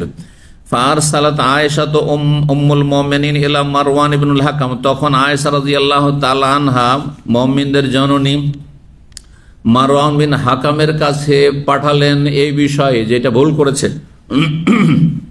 ওহু আর আমিরুল মদিনা, তখন যেহেতু মারওয়ান মদিনার গভর্নর ছিলেন, তাই নবী সাল্লাল্লাহু আলাইহি ওয়াসাল্লামের ইন্তেকালের পরে পরবর্তীকালে ওসমান রাদিয়াল্লাহু তাআলা আমলে বা তারপরেও মদিনার গভর্নর ছিলেন মারওয়ান ইবনুল হাকাম। তো তাকে বলে পাঠালেন যে ইত্তাকিল্লাহ, কি বলে, যে ইত্তাকি, আল্লাহকে ভয় করুন, ওয়ারদুদ আলা বাইতিহা, আর এই মেয়েটিকে তার স্বামীর বাড়িতে ফিরিয়ে নিয়ে আসুন। ওর বাবা কেন উঠিয়ে নিয়ে চলে গেল? ইদ্যতের সময়কাল থাকতে মেয়েকে উঠিয়ে নিয়ে যাওয়া এটা জায়েজ হয়নি। কে বললেন? মা আয়েশা রাদিয়াল্লাহু তাআলা। বোঝার চেষ্টা করুন। আল মারওয়ান ফি হাদিস সুলাইমান, এই সুলাইমানের হাদিসে মারওয়ান বললেন, ইন্না আব্দুর রহমান হাকাম গালাবানি, আমি আব্দুর রহমান হাকামকে বুঝিয়েছি যে তোমার মেয়েকে তালাক দিয়েছে এইভাবে উঠিয়ে নিয়ে যেও না, কিন্তু সে আমাকে পরাভূত করেছে, তার কাছে আমি হেরে গেছি, মানে মানাইতে পারিনি তাকে, না রাখবো না, তালাক দিয়েছে আমার মেয়েকে রাখবো না। প্রভাবশালী মানুষ ছিল এরা, সব বানু উমাইয়া বংশের আর শাসক বংশ। তো যাই হোক, বলছেন যে আমার ওপর আমাকে পরাভূত করেছে আর আমাকে হারিয়ে দিয়েছে। কাসেম বিন মোহাম্মদ বিন আওয়ামা বালাগাকে শান ও ফাতেমা, কাসেম বিন মোহাম্মদ বিন আবি বকর বললেন যে আপনার কাছে কি এই সংবাদ পৌঁছেনি ফাতেমা বিনতে কায়েসের ঘটনা, যে ফাতেমা বিনতে কায়েস রাদিয়াল্লাহু তাআলা আনহাকে নবী সাল্লাল্লাহু আলাইহি ওয়াসাল্লাম বলেছেন যে লা সুকনা লাকি ওয়ালা নাফকা, তোমার জন্য ভরণ পোষণ নেই। 3 তালাক হয়ে যাওয়ার পরে, 3 তালাক যখন হয়ে গেল, তখন নবী সাল্লাল্লাহু আলাইহি ওয়াসাল্লাম কি বলেছিলেন? তোমার ভরণ পোষণ নেই। এই হাদিস কি আপনি জানেন না? কাকে বলেছেন? মা আয়েশা রাদিয়াল্লাহু তাআলা আনহাকে। তখন মা আয়েশা বললেন, লা ইয়াদুররুকা, তোমার কোনো ক্ষতি নেই, আল্লাহ তাযকুর হাদিস ফাতেমা, এই ফাতেমা বিনতে কায়েসের হাদিস যদি এখানে উল্লেখ না করো, তাতে কোনো যায় আসে না, কোনো ক্ষতি না। হ্যাঁ, ভুল বুঝেছো তোমরা। মাসলায়ে সাহাবায়ে কেরামদের মধ্যে ইখতিলাফ শুন। এখানে মা আয়েশা রাদিয়াল্লাহু তাআলা আনহার মত একরকম, অন্যদের মত ছিল আর একরকম। জি। ফাকাল মারওয়ান হাকাম, মারওয়ান বিন হাকাম তখন বললেন, মদিনার গভর্নর, যে আপনি যে বলছেন যে ফাতেমা বিনতে কায়েসের ঘটনা এখানে পেশ করলে চলবে না, এটা দরকার নাই। কেন? যে ফাতেমা বিনতে কায়েসকে স্বামীর বাড়ি থেকে সরিয়ে দেওয়া হয়েছিল এই জন্য যে সেখানে তার নিরাপত্তা ছিল না। হ্যাঁ, সেখানে তার নিরাপত্তা ছিল না, চোর ডাকাতের বা খারাপ লোকের আক্রমণের ভয় ছিল, অথবা সে ছিল কর্কশভাষী। হ্যাঁ, সুতরাং সে হয়তো স্বামীর পরিবারের লোক, তালাক যেহেতু, স্বামীর পরিবারের মহিলাদেরকে কি করতো, নোংরা ভাষা, অকথ্য ভাষায় কথা বলতো, এই আশঙ্কায় তাকে সরিয়ে দেওয়া হয়েছে। এটা বিশেষ কারণ। তো এই কারণটি তো এই আব্দুর রহমানের মেয়ের ক্ষেত্রেও হইতে পারে। কে বলছেন? গভর্নর বলছেন। জি, আপনি ওখানে যখন একটা অজুহাত বয়ান করছেন যে তাকে সরানো হয়েছিল এই জন্য, আসলে সে স্বামীর কাছ থেকে ভরণ পোষণ পাবে যতদিন ইদ্যত আছে 3 তালাকের পরেও, তাহলে এখানে তো একই ঘটনা, আপনি এখানে কেন আপত্তি করছেন যে না স্বামীর ঘরে ফিরাও? তো মারওয়ান বিন হাকাম বললেন মা আয়েশাকে, ইনকানা বেকে শাররুন, যদি আপনি মনে করেন যে সেখানে ফাতেমা বিনতে কায়েসের ঘটনায় সেখানে অনিষ্ট ছিল, সে অনিষ্ট থেকে রক্ষা করার জন্য তাকে স্বামীর ঘর থেকে সরিয়ে দেওয়া হয়েছিল, যে তোমার এখানে ভরণ পোষণ নেই, ফাহাসবুকে মা বাইনা হাযাইনি মিনাশ শাররি, তাহলে এই যে দম্পতি, এই যে আব্দুর রহমান বিন হাকামের মেয়ে আর তার স্বামী, এই দুইজনের দাম্পত্য জীবনে যে অনিষ্টের আশঙ্কা রয়েছে বা সমস্যা রয়েছে, সেটা যথেষ্ট এই ক্ষেত্রে। হ্যাঁ, তাকে সেখান থেকে সরানোর জন্য। তা আপনি কেন এই ক্ষেত্রে আপত্তি করছেন? হাদিস শ্রেণী, তারপরে আমরা মাসলা আলোচনা করব। হাদিস আর দুটো আছে, আর তারপরে এই মাসলা যে 3 তালাকের পরে ভরণ পোষণ স্বামীর কাছে পাবে কি পাবে না, আর পাবে তো কতদিন পাবে, কার কাছে পাবে কার কাছে পাবে না, 1 তালাকের পরে, 2 তালাকের পরে ইদ্যতে আছে, স্বামীর কাছে ভরণ পোষণ পাবে কিনা, না তালাক হওয়ার সাথে সাথে বাপ ভাইয়েরাকে উঠিয়ে নিয়ে চলে যেতে হবে, অথবা বাপ ভাই উঠিয়ে নিয়ে চলে, যেমন আমাদের দেশে তালাক হয়েছে, মহিলা দিল কাঁদতে কাঁদতে টানে ঘুরে, থাকবো না, না না, এগুলো ভুল। কিন্তু জি, তো এখন হাদিসগুলো আমরা শেষ করি। 5323 এবং 5324 একটি হাদিসে দুটো নম্বর এই জন্য দেওয়া হয়েছে, এতে দুটো সনদ রয়েছে সেই জন্য। তো বলছেন মায়েশা রাদিয়াল্লাহু তাআলা আনহা বর্ণনা করেন আন্নাহা কালে, তিনি বলেন মালে ফাতেমা, এই ফাতেমা বিনতে কাইসার কি হয়েছেটা কি, নিজের একটা কথা বর্ণনা করে বেড়াচ্ছে। আলা তাত্তাকিল্লাহ, সে কি আল্লাহকে ভয় করে না, সে তুমি কি আল্লাহকে ভয় করো না? ইয়ানি ফি কওলে, তার এই যে কথাবার্তা, যে লা সুকনাল ওয়ালা নাফাকা, যে 3 তালাক হয়ে যাওয়ার পরে না বাসা রয়েছে আর না খরচ খরচা রয়েছে, মানে ভরণ পোষণ নেই, এই যে কথা বলছে, এটা কেন বলছে? ওকে তো সরানো হয়েছিল সেখানে চোর ডাকাতের ভয়, নিরাপত্তাহীনতার কারণে, অথবা তার ভাষা খারাপ, হ্যাঁ, শাশুড়িকে, ননদদেরকে, পরিবারের, স্বামীর পরিবারের লোকদেরকে অকথ্য ভাষায় গালিগালাজ করবে, যাও দূরে সরে যাও, এই জন্য সরানো হয়েছে। এটা ব্যাখ্যা ছিল মায়েশা রাদিয়াল্লাহু তাআলা আনহার, কিন্তু অধিকাংশ সাহাবায়ে কেরামদের ব্যাখ্যাটা এমন ছিল না। জি,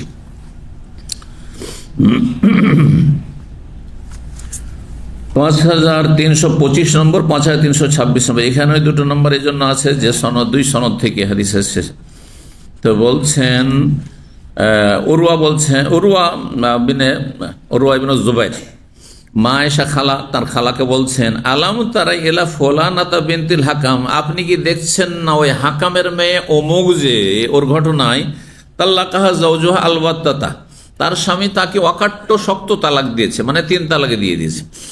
ফাখারাজা, তার সে স্বামীর বাড়ি থেকে বেরিয়ে গেছে, আর আপনি বলছেন না বের হইতে হবে না, এখনো ভরণ পোষণ চালাইতে হবে, এখনো ভরণ পোষণ চালাতে হবে। ফাকালাত, তখন খালা বলছেন বোনের ছেলে উরওয়াকে, বেসামা সানাত, খুব খারাপ কাজ করেছে, সে যে বেরিয়ে চলে গেছে বাবার বাড়ি, সে কি করেছে?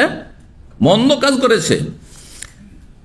কালা, তখন উরওয়া বলছেন, খালাকে বোঝাবার চেষ্টা করছেন যে আপনি যেটা বুঝছেন মনে হয় ওইটা ভুল আছে, যে অন্য সাহাবীরা যেটা বলছেন ওইটাই মনে হয় বেশি ঠিক আছে, তাই বলছেন আলাম তাসমে কওলা ফাতেমা, আপনি ফাতেমার কথা কি শুনেননি ঘটনায়, যে ফাতেমা বিনতে কাইসকে নবী সাল্লাল্লাহু আলাইহি ওয়াসাল্লাম বলেছেন যে লা সুকনা লাকা ওয়ালা নাফাকা, তোমার ভরণ পোষণ কিছু নাই, 3 তালাক হয়ে গেছে।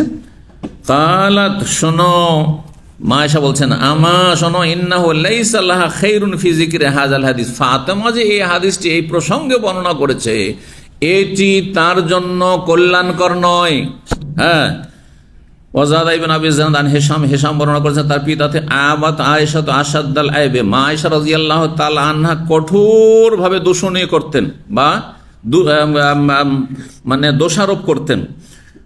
আবাত আয়েশা, তো আয়েশা রাদিয়াল্লাহু তাআলা আনহা কঠোর ভাবে দোষারোপ করতেন এই বিষয়ে, ফাতেমা যে হাদিস বর্ণনা করতো যে আমাকে দেওয়া হয়নি, সুতরাং তা 3 তালাক হয়ে গেলে ভরণ পোষণ নেই, এটা সমালোচনা করতেন। আর বলেন ইন্না ফাতেমাতা কানাত ফি মাকানিন ওয়াসিন, ঘটনা এই ছিল যে ফাতেমার যে স্বামীর বাড়ি ছিল, যে 3 তালাক দিয়েছিল, সেটি ছিল জনহীন এলাকায়, মাঠে একটা বাড়ি আছে যেখানে নিরাপত্তা ছিল না, একাই মহিলা থাকবে সেখানে। ফাখিফা আলান্নাহিয়াতা, এই দিককে কেন্দ্র করে, হ্যাঁ, এই ভয়ে, এই আশঙ্কাই তাকে সেখান থেকে স্থানান্তরিত করা হয়েছিল। ফলে যালিকা আরখাস আল্লাহ, এই জন্য নবী সাল্লাল্লাহু আলাইহি ওয়াসাল্লাম তাকে ছাড় দিয়েছিলেন যে না, তুমি এখানে থেকো না, তুমি চলে যাও। অন্য হাদিস রয়েছে যে তুমি চলে যাও, হ্যাঁ, এটা দিফি বাইতে উম্মে শারিক, উম্মে শারিক শুধু মহিলা, ওর বাড়িতে কোনো পুরুষ নেই, তার বাড়িতে একজন মহিলা, ওর বাড়িতে ওই মহিলার কাছে গিয়ে তুমি ইদ্যত পার করো। ওখানে যাওয়ার কথা যখন বললেন, পরে জানতে পারলেন যে উম্মে শারিকের বাড়িতে শুধু মেহমানের ভিড়ভাড় লেগে থাকে, লোকজন, আত্মীয় স্বজনের মেহমান, আত্মীয় স্বজন আসতেই থাকে, ডেইলি লাগা থাকে, আর ওখানেও পর্দার সমস্যা। তখন বললেন যে না, চলে যাও তুমি ইবনে উম্মে মাকতুমের বাড়ি চলে যাও, অন্ধ মানুষ, সে যদি সামনেও পড়ে যাও দেখতে পাবে না, যাও ওর বাড়িতে তুমি ইদ্যত পার করো। ফাতেমা বিনতে কাইসের ঘটনায় রয়েছে। তাহলে এক জায়গায় সবগুলি কথা নেই, হাদিসগুলো তার সাথে মিলিয়ে নিলে বুঝতে সুবিধা হবে।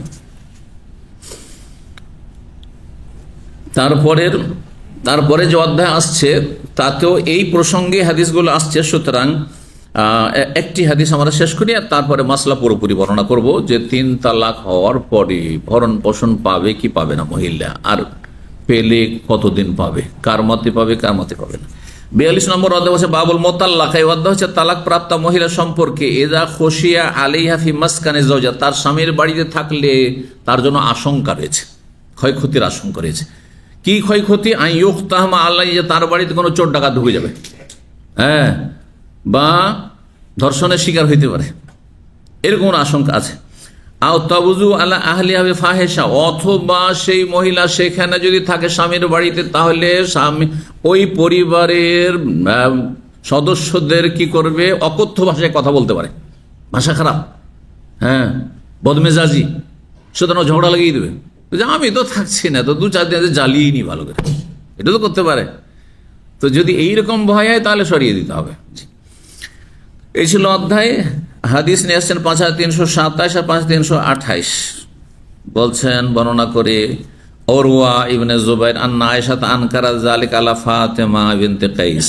আয়েশা রাদিয়াল্লাহু তাআলা আনহা যখন ফাতেমা বিনতে কাইস বর্ণনা করলেন যে আমাকে রাসূলুল্লাহ সাল্লাল্লাহু আলাইহি ওয়াসাল্লাম 3 তালাকের পরে আমি যখন গেলাম যে আমার স্বামীর কাছ থেকে আমাকে নিয়ে দেন ভরণ পোষণ, হ্যাঁ, তখন বলে লা সুকনা লাক, তোমার সুকনা নাফকা কিছু নেই, তোমার ভরণ পোষণ নেই, যেহেতু 3 তালাক হয়ে গেছে, এখন আর ফিরাবার কোনো চান্স নেই। এই জন্য তো আয়েশা রাদিয়াল্লাহু তাআলা না তার এই কথা প্রতিবাদ করতেন, শক্ত ভাষায় প্রত্যাখ্যান করতেন। আনকারাত মানে প্রতিবাদ করা, আনকারাত মানে প্রত্যাখ্যান করা।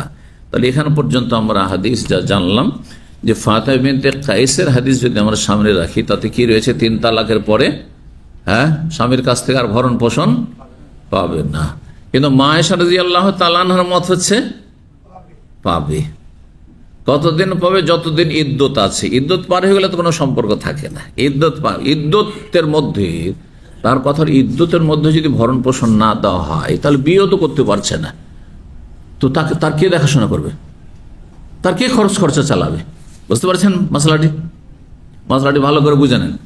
একজন মহিলার 3 তালাক হলো, আগে মশলা বুঝেন, তারপরে 1 তালাক 2 তালাক পরে কি হবে পরে বর্ণনা করবো।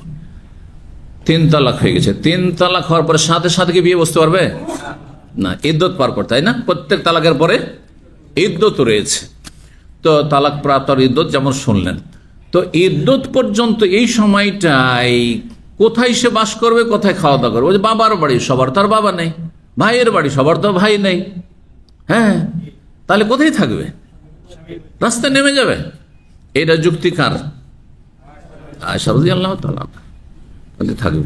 কিন্তু ইদ্যত পার হওয়ার পরে যেহেতু এখন যে কোনো জায়গায় বিয়ে বসতে পারে, যেমন ইদ্যত পার হলে বিয়ে বসে গেল, স্বামীর ঘরে চলে গেল, সুযোগ আছে।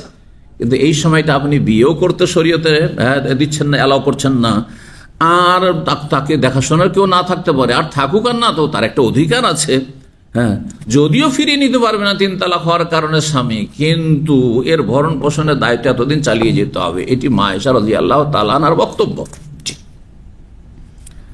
পক্ষান্তরে ফাতেমা বিনতে কায়েসের হাদিস স্পষ্ট প্রমাণ করে, এবং সহিহ হাদিস, বারবার বুখারী মুসলিম বিভিন্ন হাদিসের কিতাবে রয়েছে, যে নবী সাল্লাল্লাহু আলাইহি ওয়াসাল্লামকে যখন গিয়ে অভিযোগ করলেন, ইয়া রাসূলুল্লাহ, সামান্য আমাকে তালাক দিয়ে দিতে, তালাক বলে সামান্য কিছু মাল সামান দিয়ে বিদায়, আর আমাকে থাকার কোনো জায়গাও দিচ্ছে না, আর আমাকে ভরণ পোষণ এই যে ইদ্যতে থাকবো আমার দিচ্ছে না। তখন নবী সাল্লাল্লাহু আলাইহি ওয়াসাল্লাম, হ্যাঁ ঠিকই, লা সুকনা লাকি ওয়ালা নাফকা, তোমার জন্য সুকনা নাফকা নেই, জি, তোমার ভরণ পোষণ নেই। এই হাদিস যদি সামনে রাখেন তাহলে কি হয়, যে না, পাবে না, ঠিক না, পাবে না। তাহলে পাবে না, দায় দায়িত্ব পালন করবে। বাবা থাকলে বাবা, যদি নিকট আত্মীয় থাকে, ভাই থাকে ভাই, ভাতিজা থাকে ভাতিজা, দেখাশোনা কেউ থাকে, নিকট আত্মীয় থাকে তাদের, চাচা থাকলে চাচার ওপর ফরজ, কেউ নেই তো সরকারের ওপর ফরজ, সরকারের ওপর ফরজ এই ক্ষেত্রে ভাতা দেওয়া, এগুলো ক্ষেত্র, জি, যাদের কি অনেক সুলতান ওয়ালি ও মাল্লা ওয়ালি আল্লাহ, হ্যাঁ, শাসক, সরকার, ওলি, অভিভাবক, ওই সব নারীদের যাদের কোনো অভিভাবক দেখাশোনার নেই, শুধু বিয়ে পড়ানোর জন্য নয়, হ্যাঁ, ভরণ পোষণ ভাতা দিয়ে সারা জীবন। এই নয় যে মহিলা চাকরি করে বেড়াইতে হবে, মহিলাকে দাসী হয়ে কারো বাড়ি কাজ করে বেড়াতে হবে, হাউসমেট হইতে হবে না, মোটেই না। মহিলাকে আল্লাহ উপার্জন করার জন্য পয়দা করেন, এটি শরীয়তের মাসলা। এইভাবে আল্লাহ নারীদেরকে সম্মানিত করেছে।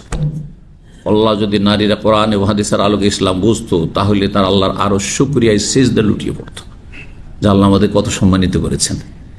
আর আমি একটা দিন কাজ না করলে কার ওপর ফরজ নেই আমার খাওয়া দাওয়া, আমাকেও কাজ করে খেতে হবে, হ্যাঁ, আমার যতক্ষণ শরীর চলছে কার ওপর ফরজ নাই যে আমাকে খাওয়া দাওয়া দিতে, আমার ছেলের ওপর ফরজ নেই, যদিও ছেলে ইনকাম করছে, বুঝতে পেরেছেন, তাহলে কত সম্মানিত একজন মহিলা। তো যাই হোক, কথা সেদিকে না বাড়ি, আসল মশলার দিকে আসি। এই মশলাটা শেষ করি। 3 তালাক। 3 তালাক হওয়ার পরে যেই স্বামী থেকে 3 তালাক হলো, তার কাছ থেকে ভরণ পোষণ পাবে কি পাবে না, ফুকাহাদের দুটো মত রয়েছে। অধিকাংশ উলামা ইমাম কেরামদের মত হচ্ছে যে পাবে না। পাবে না। কেন পাবে না? যেহেতু এই স্বামী আর বিয়ে করার কোনো চান্স পাচ্ছে না, তো কেন ভরণ পোষণ বহন করবে? বুঝতে পারছেন না? যখন তার কাছে ফেরার কোনো চান্স নাই, তখন ভরণ পোষণ দায়িত্ব তার উপর নেই। জি, কিন্তু একটি অবস্থা আছে, ইল্লা আন তাকুনা হামিলান, যদি পেটে বাচ্চা থাকে। পেটে বাচ্চা, এই বাচ্চাটা কার? আগে স্বামী। আরে তোমার বাচ্চা পেটে বহন করবে আর তাকে থাকতে দেবে না, তাকে খেতে দেবে না, চলবে? কারণ তার শরীর থেকে তোমার বাচ্চা খাবার টানছে। এবার বুঝতে পেরেছেন? মাসলা ভালো করে বুঝুন। তাহলে ভরণ পোষণ পাবে না 3 তালাকের পরে মহিলা, কিন্তু পাবে কোন অবস্থায়? যদি পেটে বাচ্চা থাকে, যতদিন বাচ্চা ভূমিষ্ঠ না হবে ততদিন পর্যন্ত ভরণ পোষণ আগের স্বামী থেকে পাবে। সেই তো 9 মাসে হয়ে যায়। প্রথম মাসে পজিটিভ হয়েছে, ওই মাসে তালাক দিয়েছে, 9 মাস পরে বাচ্চা, 9 মাস এই স্বামীকে খরচ চালাতে হবে। তার এই অবস্থায় বিয়েও করতে পারছেন না অন্য জায়গাতে, ঠিক না? আর তারপর তোমার বাচ্চা পেটে ধারণ করে কষ্ট করছে, পেটের বাচ্চা তোমার যখন, তখন তার দায়িত্ব তোমার। সুতরাং সে যখন বহন করছে তোমার বাচ্চাকে পেটে, সুতরাং তারও ভরণ পোষণ তোমাকে দিতে হবে। জমহুর অধিকাংশ আইম্মায়ে কেরামদের মত এটি, আর এটি হচ্ছে সঠিক মত। তাহলে এটি প্রায় সমস্ত সাহাবায়ে কেরামের মত ছিল। এর দলিল এই ফাতেমা বিনতে কায়েস রাদিয়াল্লাহু তাআলা আনহার হাদিস। ভরণ পোষণ নেই 3 তালাকের পরে। পক্ষান্তরে আবু হানিফা রাহিমাহুল্লাহ এবং তার সাথী সঙ্গীরা, ইরাকের ফুকাহারা, তারা বলছেন না, যতদিন ইদ্যত আছে, যদিও পেটে বাচ্চা না থাকে, যতদিন ইদ্যতের ভিতরে আছে ভরণ পোষণ দিতে হবে। এই মতটি মা আয়েশা রাদিয়াল্লাহু তাআলা আনহার ছিল, বুঝছেন না? তো এই মাসলায় এই ফুকাহাদের ইখতিলাফ রয়েছে। যদি এই ক্ষেত্রে দেখা যায় যে নারীদের একটা ফায়দা রয়েছে, যে অনেক সময় হয়তো দেখাশোনা করার তার বাবা নেই, অথবা অনেক অসৎ বাবা আছে, ভাই আছে, কিন্তু অসৎ, বোনের খরচ চালাবে না, স্ত্রীর গোলাম, ওর ফরজ যে বোনটাকে নিয়ে এসে খাওয়াইতে হবে, খাওয়াবে না, স্ত্রীর গোলামি করে। স্ত্রী বলছে না, খবরদার ওকে নিয়ে আসতে পারে, তোমার বোনকে এখানে নিয়ে আসতে পারে, একটা দিন টিকতে দেবে না। এত খারাপ মহিলা কিছু আছে, ঠিক না? স্বামীকে পরাভূত, স্বামীকে হারিয়ে দিচ্ছে, স্বামীর কিছু জানে না। স্বামী, আমি একজন আলেমকে জানতাম, মাদানী আলেমকে জানতাম, আল্লাহ এরকম হেফাজত করো ভালো মানুষদের, সুবহানাল্লাহ। আমার কলিগ ছিলেন, প্রতি মাসে, তার বাবা ছিল গরিব মানুষ, প্রতি মাসে বেতন পাওয়ার পরে যখন টাকা পাঠাইতো, সেই মাদানী ভাই আমার সমবয়সী, এখানে আসার আগেই একসাথে আমরা চাকরি করেছি, আর খুব দক্ষ আলেম, কিন্তু স্ত্রীর কাছে হেরে যেতে হতো, এত ঝগড়াটে স্ত্রী। প্রতি মাসের শেষে যেমনই টাকা পাঠাইতো, তেমনই তার সাথে কথা বন্ধ করে ঝগড়া লাগিয়ে দিত। আর তারপরে 2-4-5 দিন কথাই বলতো না। কেন? তোমার বাবা মাকে খরচ দিবে। লাউযুবিল্লাহ। জি, ভুক্তভোগী এরকম। যদি এমন অবস্থায় থাকেন, আল্লাহর কাছে দোয়া করেন, আল্লাহ এরকম না খারাপ নারী থেকে নাজাত দিক। আর যদি ভালো অবস্থায় থাকেন, যে আপনাকে বাপ মাকে দিচ্ছেন, ভাই বোনদের দিচ্ছেন, আপনার স্ত্রী কখনো বাধা দেয় না, তা আল্লাহ শুকরিয়া আদায় করেন যে আপনি একটা নেক স্ত্রী পেয়েছেন, নেক স্ত্রী পেয়েছেন। জি, তো কি বলছিলাম? এই মতটিতে, হানাফি মাযহাবের মতটিতে, ভারতে যখন এই মহিলাদের সমস্যাগুলির কেস নিয়ে, যে আর বিজেপিরা কিন্তু এটাকে ইস্যু করে একসময় মুসলিম পার্সোনাল লাকে একবারে তাদেরকে শেষ করে দিবে, আর তারপরে হিন্দু মুসলিমদের সব বিয়ে শাদী তালাক সব একদম ইউনিফর্ম সিভিল কোড তৈরি করবে, তাদের একটা ষড়যন্ত্র। কিন্তু এইগুলো ইস্যু দিয়ে, মহিলা এই যে তালাক হয়ে গেল, তারপরে ভরণ পোষণ কে দিবে, বিয়ে হচ্ছে না কোনো জায়গাতে, তো কে করবে? তাহলে কে তখন কি করছে তারা? যতদিন পর্যন্ত বিয়ে না হবে অন্য জায়গায়, ততদিন পর্যন্ত ওকে খরচ চালিয়ে যেতে হবে। আরে কোথায় ধর ইদ্যত পার হয়ে গেছে, আর কিসের খরচ চালাইতে হবে? বুঝতে পারছেন? তো যাই হোক, আমি সেদিকে যাচ্ছি না। তো একদিকটা হয়ে গেল তাহলে মাসলাই, যে মাসলায় দুটো মত রয়েছে, আর কোন অবস্থায় ইখতিলাফ রয়েছে, কোন অবস্থায় ইখতিলাফ নাই, এগুলো বুঝাচ্ছি। আচ্ছা, 1 তালাক হওয়ার পরে বা 2 তালাক হওয়ার পরে, তারপরে ভরণ পোষণ আছে না নেই? আছে, কিন্তু অধিকাংশ মহিলারা চলে যায়, বা মহিলার বাবা মা তাকে তালাক দিয়েছে, স্বামী ওর ঘরে কেন থাকবে, চলে। এটাতে বিভিন্ন দিক থেকে ক্ষতি করে। এতে হয় কি, আর সম্পর্ক মানে স্বাভাবিক আসার চান্স কমে যেত। যত দূরত্ব বাড়লো, যখন বাবার বাড়ি চলে গেল তার সাথে শত্রুতা আর দূরত্ব বাড়তেই থাকলো, যার ফলে আর সমাধানের চান্স তখন থাকে না। কিন্তু একই বাড়িতে থাকবে, একই বাড়িতে থাকবে মানে একই বিছানায়, একই রুমে না। তালাক দিয়েছেন, খবরদার এক রুমে থাকা চলবে না। তালাক দিয়েছেন, এখন আপনাকে কি করতে হবে, যদি না ফিরান আর রুমে নিয়ে আসেন, যদি এক রুমে ঘুমায়, তার মানে রাজাত হয়ে গেল, ফিরিয়ে নিলেন। বুঝতে পেরেছেন? তালাক দিয়েছেন আপনি, তালাক সুন্নতি তালাক বলেছি। সুন্নতি তালাক কি? এমন পবিত্রতায় তালাক দেবেন, নাপাক অবস্থায় তালাক দেবেন না, হ্যাঁ, হাইজ অবস্থায় তালাক দেবেন। এমন পবিত্রতা, যে পবিত্রতায় সহবাস হয়নি। তালাক দেওয়ার পরে যদি ফেরাবার ইচ্ছা না থাকে, তাহলে একটি তালাক দিয়ে আপনি আলাদা থাকবেন, আপনার স্ত্রী আলাদা থাকবে, পাশের রুমে থাকবেন, আপনি এক রুমে থাকবেন, সে অন্য রুমে থাকবে, কাছাকাছি না। হ্যাঁ, নির্জনতা অবলম্বন করবেন না, এবং বা নির্জনতা এমনি করলে ফিরাতে হবে তাহলে। হ্যাঁ, আর তার সাথে আপনি শারীরিক মিলন করতে পারবেন না। হ্যাঁ, প্রয়োজনে জরুরি কথাবার্তা বলতে পারেন, কারণ আপনার বিবাহ বন্ধন এখনো আছে যেহেতু। কিন্তু আপনি ফিরাচ্ছেন না, তার মানে আপনি কি করবেন, ইদ্যত পর্যন্ত আপনার বাড়িতে তাকে রাখবেন। লা তুখরিজুহুন্না মিন বুয়ুতিহিন্না, আল্লাহ বলছেন বাড়ি থেকে বের করতে পারবেন না। আল্লাহ বলছেন আসকিনুহুন্না মিন হাইসু সাকানতুম মিন ওয়াজদিকুম, তোমাদের শক্তি সামর্থ্য অনুযায়ী তাদেরকে বাসা বাড়িয়ে দাও, বাসা দিতে হবে। এক তালাক, দুই তালাককে কোন তালাক বলা হয়? তালাক রাজঈ, মানে ফেরাবার সুযোগ আছে। শুধু এক তালাক দেওয়ার পরে ইদ্যত হচ্ছে 3 মাসিক বা 3 পবিত্রতা ধরেন। দ্বিতীয় তালাক দেওয়ার পরে ইদ্যত হচ্ছে 3 মাসিক বা 3 তোহর। হ্যাঁ, তো এতদিন পর্যন্ত কি চালাইতে হবে? হ্যাঁ, ভরণ পোষণ চালাইতে হবে। তারপরে যদি বলেন যে না, আমার ইদ্যত পার, হ্যাঁ, এখন আছে আমার স্ত্রী না, সুতরাং আমার বাড়িতে রাখবো না, হ্যাঁ অধিকার আছে। বা সে বলে আর থাকবো না, যেহেতু আমাকে ফেরাচ্ছে না, আর 3 মাস হয়ে গেল, কাছাকাছি থাকলো। এতে স্ত্রী যদি মনে করে যে আমি ফিরবো, সে চেষ্টায় লেগে থাকবে, ভুল স্বীকার করা হোক, মানিয়ে নেওয়া হোক, হ্যাঁ, আর ছাড় দেওয়া হোক, হ্যাঁ, মেলা কিছু কম্প্রোমাইজ হতে পারে। স্বামী যদি দেখে যে না আমার গরজ আছে রাখার, সেও বহুবার চিন্তা করবে যে কাছাকাছি আছে, পাশের রুমে আছে, যাকে ফিরিয়েই নেবো, তো আমি কম্প্রোমাইজ করি, আমি ডিসকাউন্ট করি, সে বাড়াবাড়ি করছে, ঠিক আছে যাক মেনেই নিলাম, সুযোগ আছে না নেই? কিন্তু শ্বশুর বাড়ি যদি চলে যায় সাথে সাথে, হ্যাঁ, কাঁদতে কাঁদতে টান দিল, বা বাড়ি থেকে তাড়িয়ে দিল। অনেক মূর্খরা আছে, তালাক দেওয়ার সাথে সাথে গেটের বাইরে ধাক্কা দিয়ে বের করে দেয়। আউযুবিল্লাহ, হারাম কাজ করে। এক তালাক, 2 তালাকের পরে বাড়িতেই রাখতে হবে ফরজ, তাকে বাসাও দিতে হবে, তাকে খাওয়া দাওয়া দিতে হবে, সসম্মানে রাখতে হবে। কিন্তু আপনি যদি ফিরাতে না চান, তাহলে তার সাথে আপনি ওই রকম কথা বলে কাছাকাছি হবেন না, আর আপনি হ্যাঁ যৌন আলাপও করবেন না, আর আপনি নিজের ঘরেও আপনি শোয়াবেন না বা শুইবেন না। আর যদি ফিরাতে চান তাহলে অসুবিধা, কথার দ্বারা যেমন ফেরানো যায় তেমনই কাজের দ্বারা ফেরানো যায়। যদি কথা না বললেন কিন্তু সামলাইতে পারলেন না, তার সাথে আপনি মিলন করেন, ফিরে গেল আপনার স্ত্রী। বুঝছেন না? যারা প্রবাসে আছেন, তালাক দিয়ে দিয়েছেন, তালাক দেওয়ার পরে 2-4-10 দিন পরে আর সামলাতে পারলেন না, তার সাথে গল্প করতে শুরু করলেন। হ্যাঁ, আর গল্প করার পরে স্বাভাবিক হয়ে গেছে সম্পর্ক। আরে আছি তো, তুমি আমার, আমি তোমার। হ্যাঁ, ফিরিয়ে নিলাম বললেন না, হয়ে গেছে আপনার স্ত্রী। কথা বোঝা গেছে? জি হ্যাঁ, রাজাত। তো তাহলে মাসলা স্পষ্ট হয়ে গেছে, জি তাই না? যদি 1 তালাক 2 তালাক দিয়ে থাকেন, তাহলে ইদ্যত পর্যন্ত কি করতে হবে? ভরণ পোষণ ফরজ, হ্যাঁ, সর্বসম্মতি করবে। যদি 3 তালাক হয়ে থাকার পেটে বাচ্চা থাকে, তাহলে ভরণ পোষণ দিতে হবে সবার মতে, হানাফি, শাফি, মালিক, সবার মতে পেটে বাচ্চা থাকে।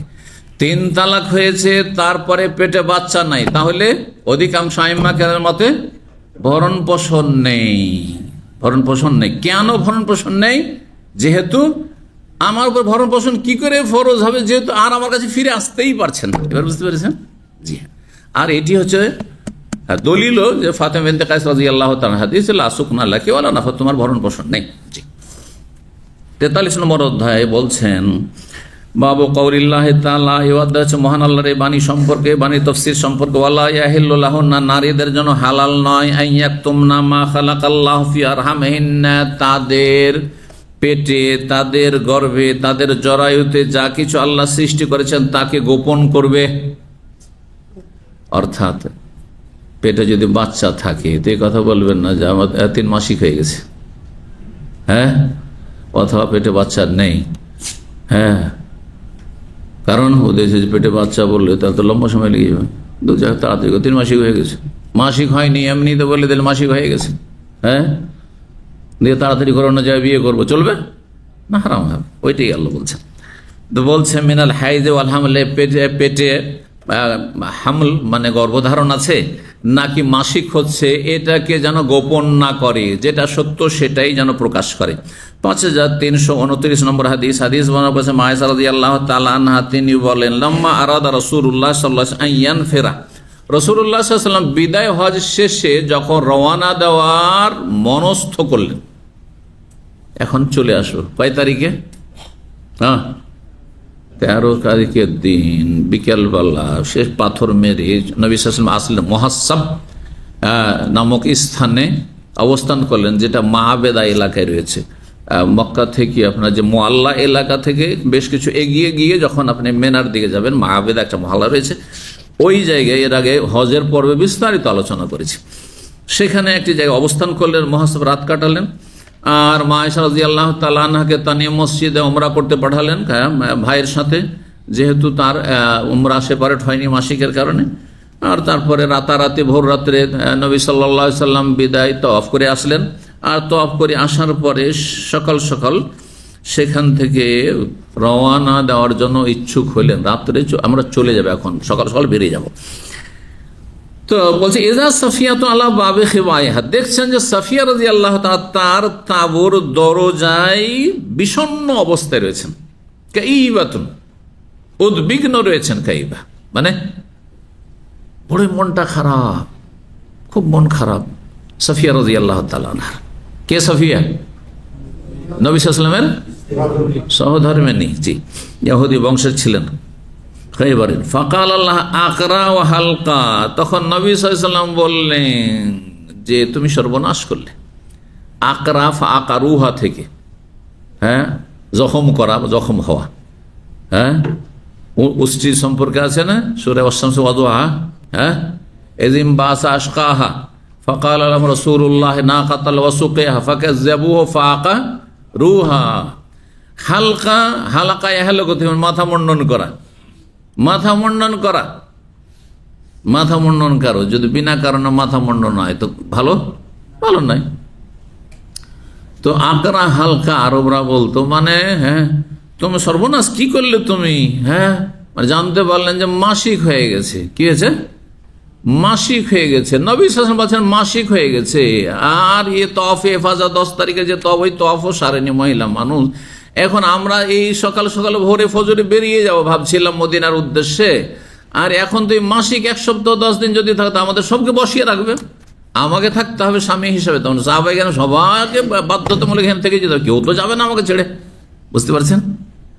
তো আরবদের এগুলো পরিভাষা, উদ্দেশ্য এই নয় যে সে ক্ষতিগ্রস্ত হোক। ইন্নাকে লাহাবেসাতুনা, মনে হচ্ছে যে তুমি আমাদেরকে বাধাগ্রস্ত করবে এই সফর থেকে। তারপরে জিজ্ঞেস করলেন আকুনতে আফাজতে ইয়াউমান নাহার, তুমি কি কুরবানির দিনে 10 তারিখে তওয়াফে ইফাজা করেছো, তওয়াফে জিয়ারা যে ফরজ তওয়াফ সেটি করেছো? কালাত নাম, তিনি বলে হ্যাঁ করেছি। অন্য রিওয়ায়াত আছে মা আয়েশা রাদিয়াল্লাহু তাআলা আনহা বলছেন ইয়া রাসূলুল্লাহ, ও তো 10 তারিখে তওয়াফ করেছে আমাদের সাথে।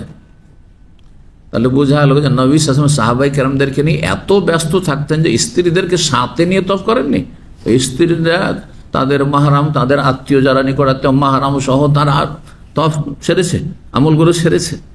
যদি এমন পরিস্থিতি হয় ব্যস্ত মানুষের জন্য, বড় বড় মানুষের বড় ব্যস্ততা রয়েছে, ব্যস্ততা যে স্ত্রী আছে, মেয়েরা আছে, কিন্তু আমি শান্তি দিতে পারছি না, এর চাইতে বড় ব্যস্ততা হচ্ছে দিনের কাজ করা, দাওয়াতি কাজ করা, আমার ছাড়া সেটা কাজ হবে না।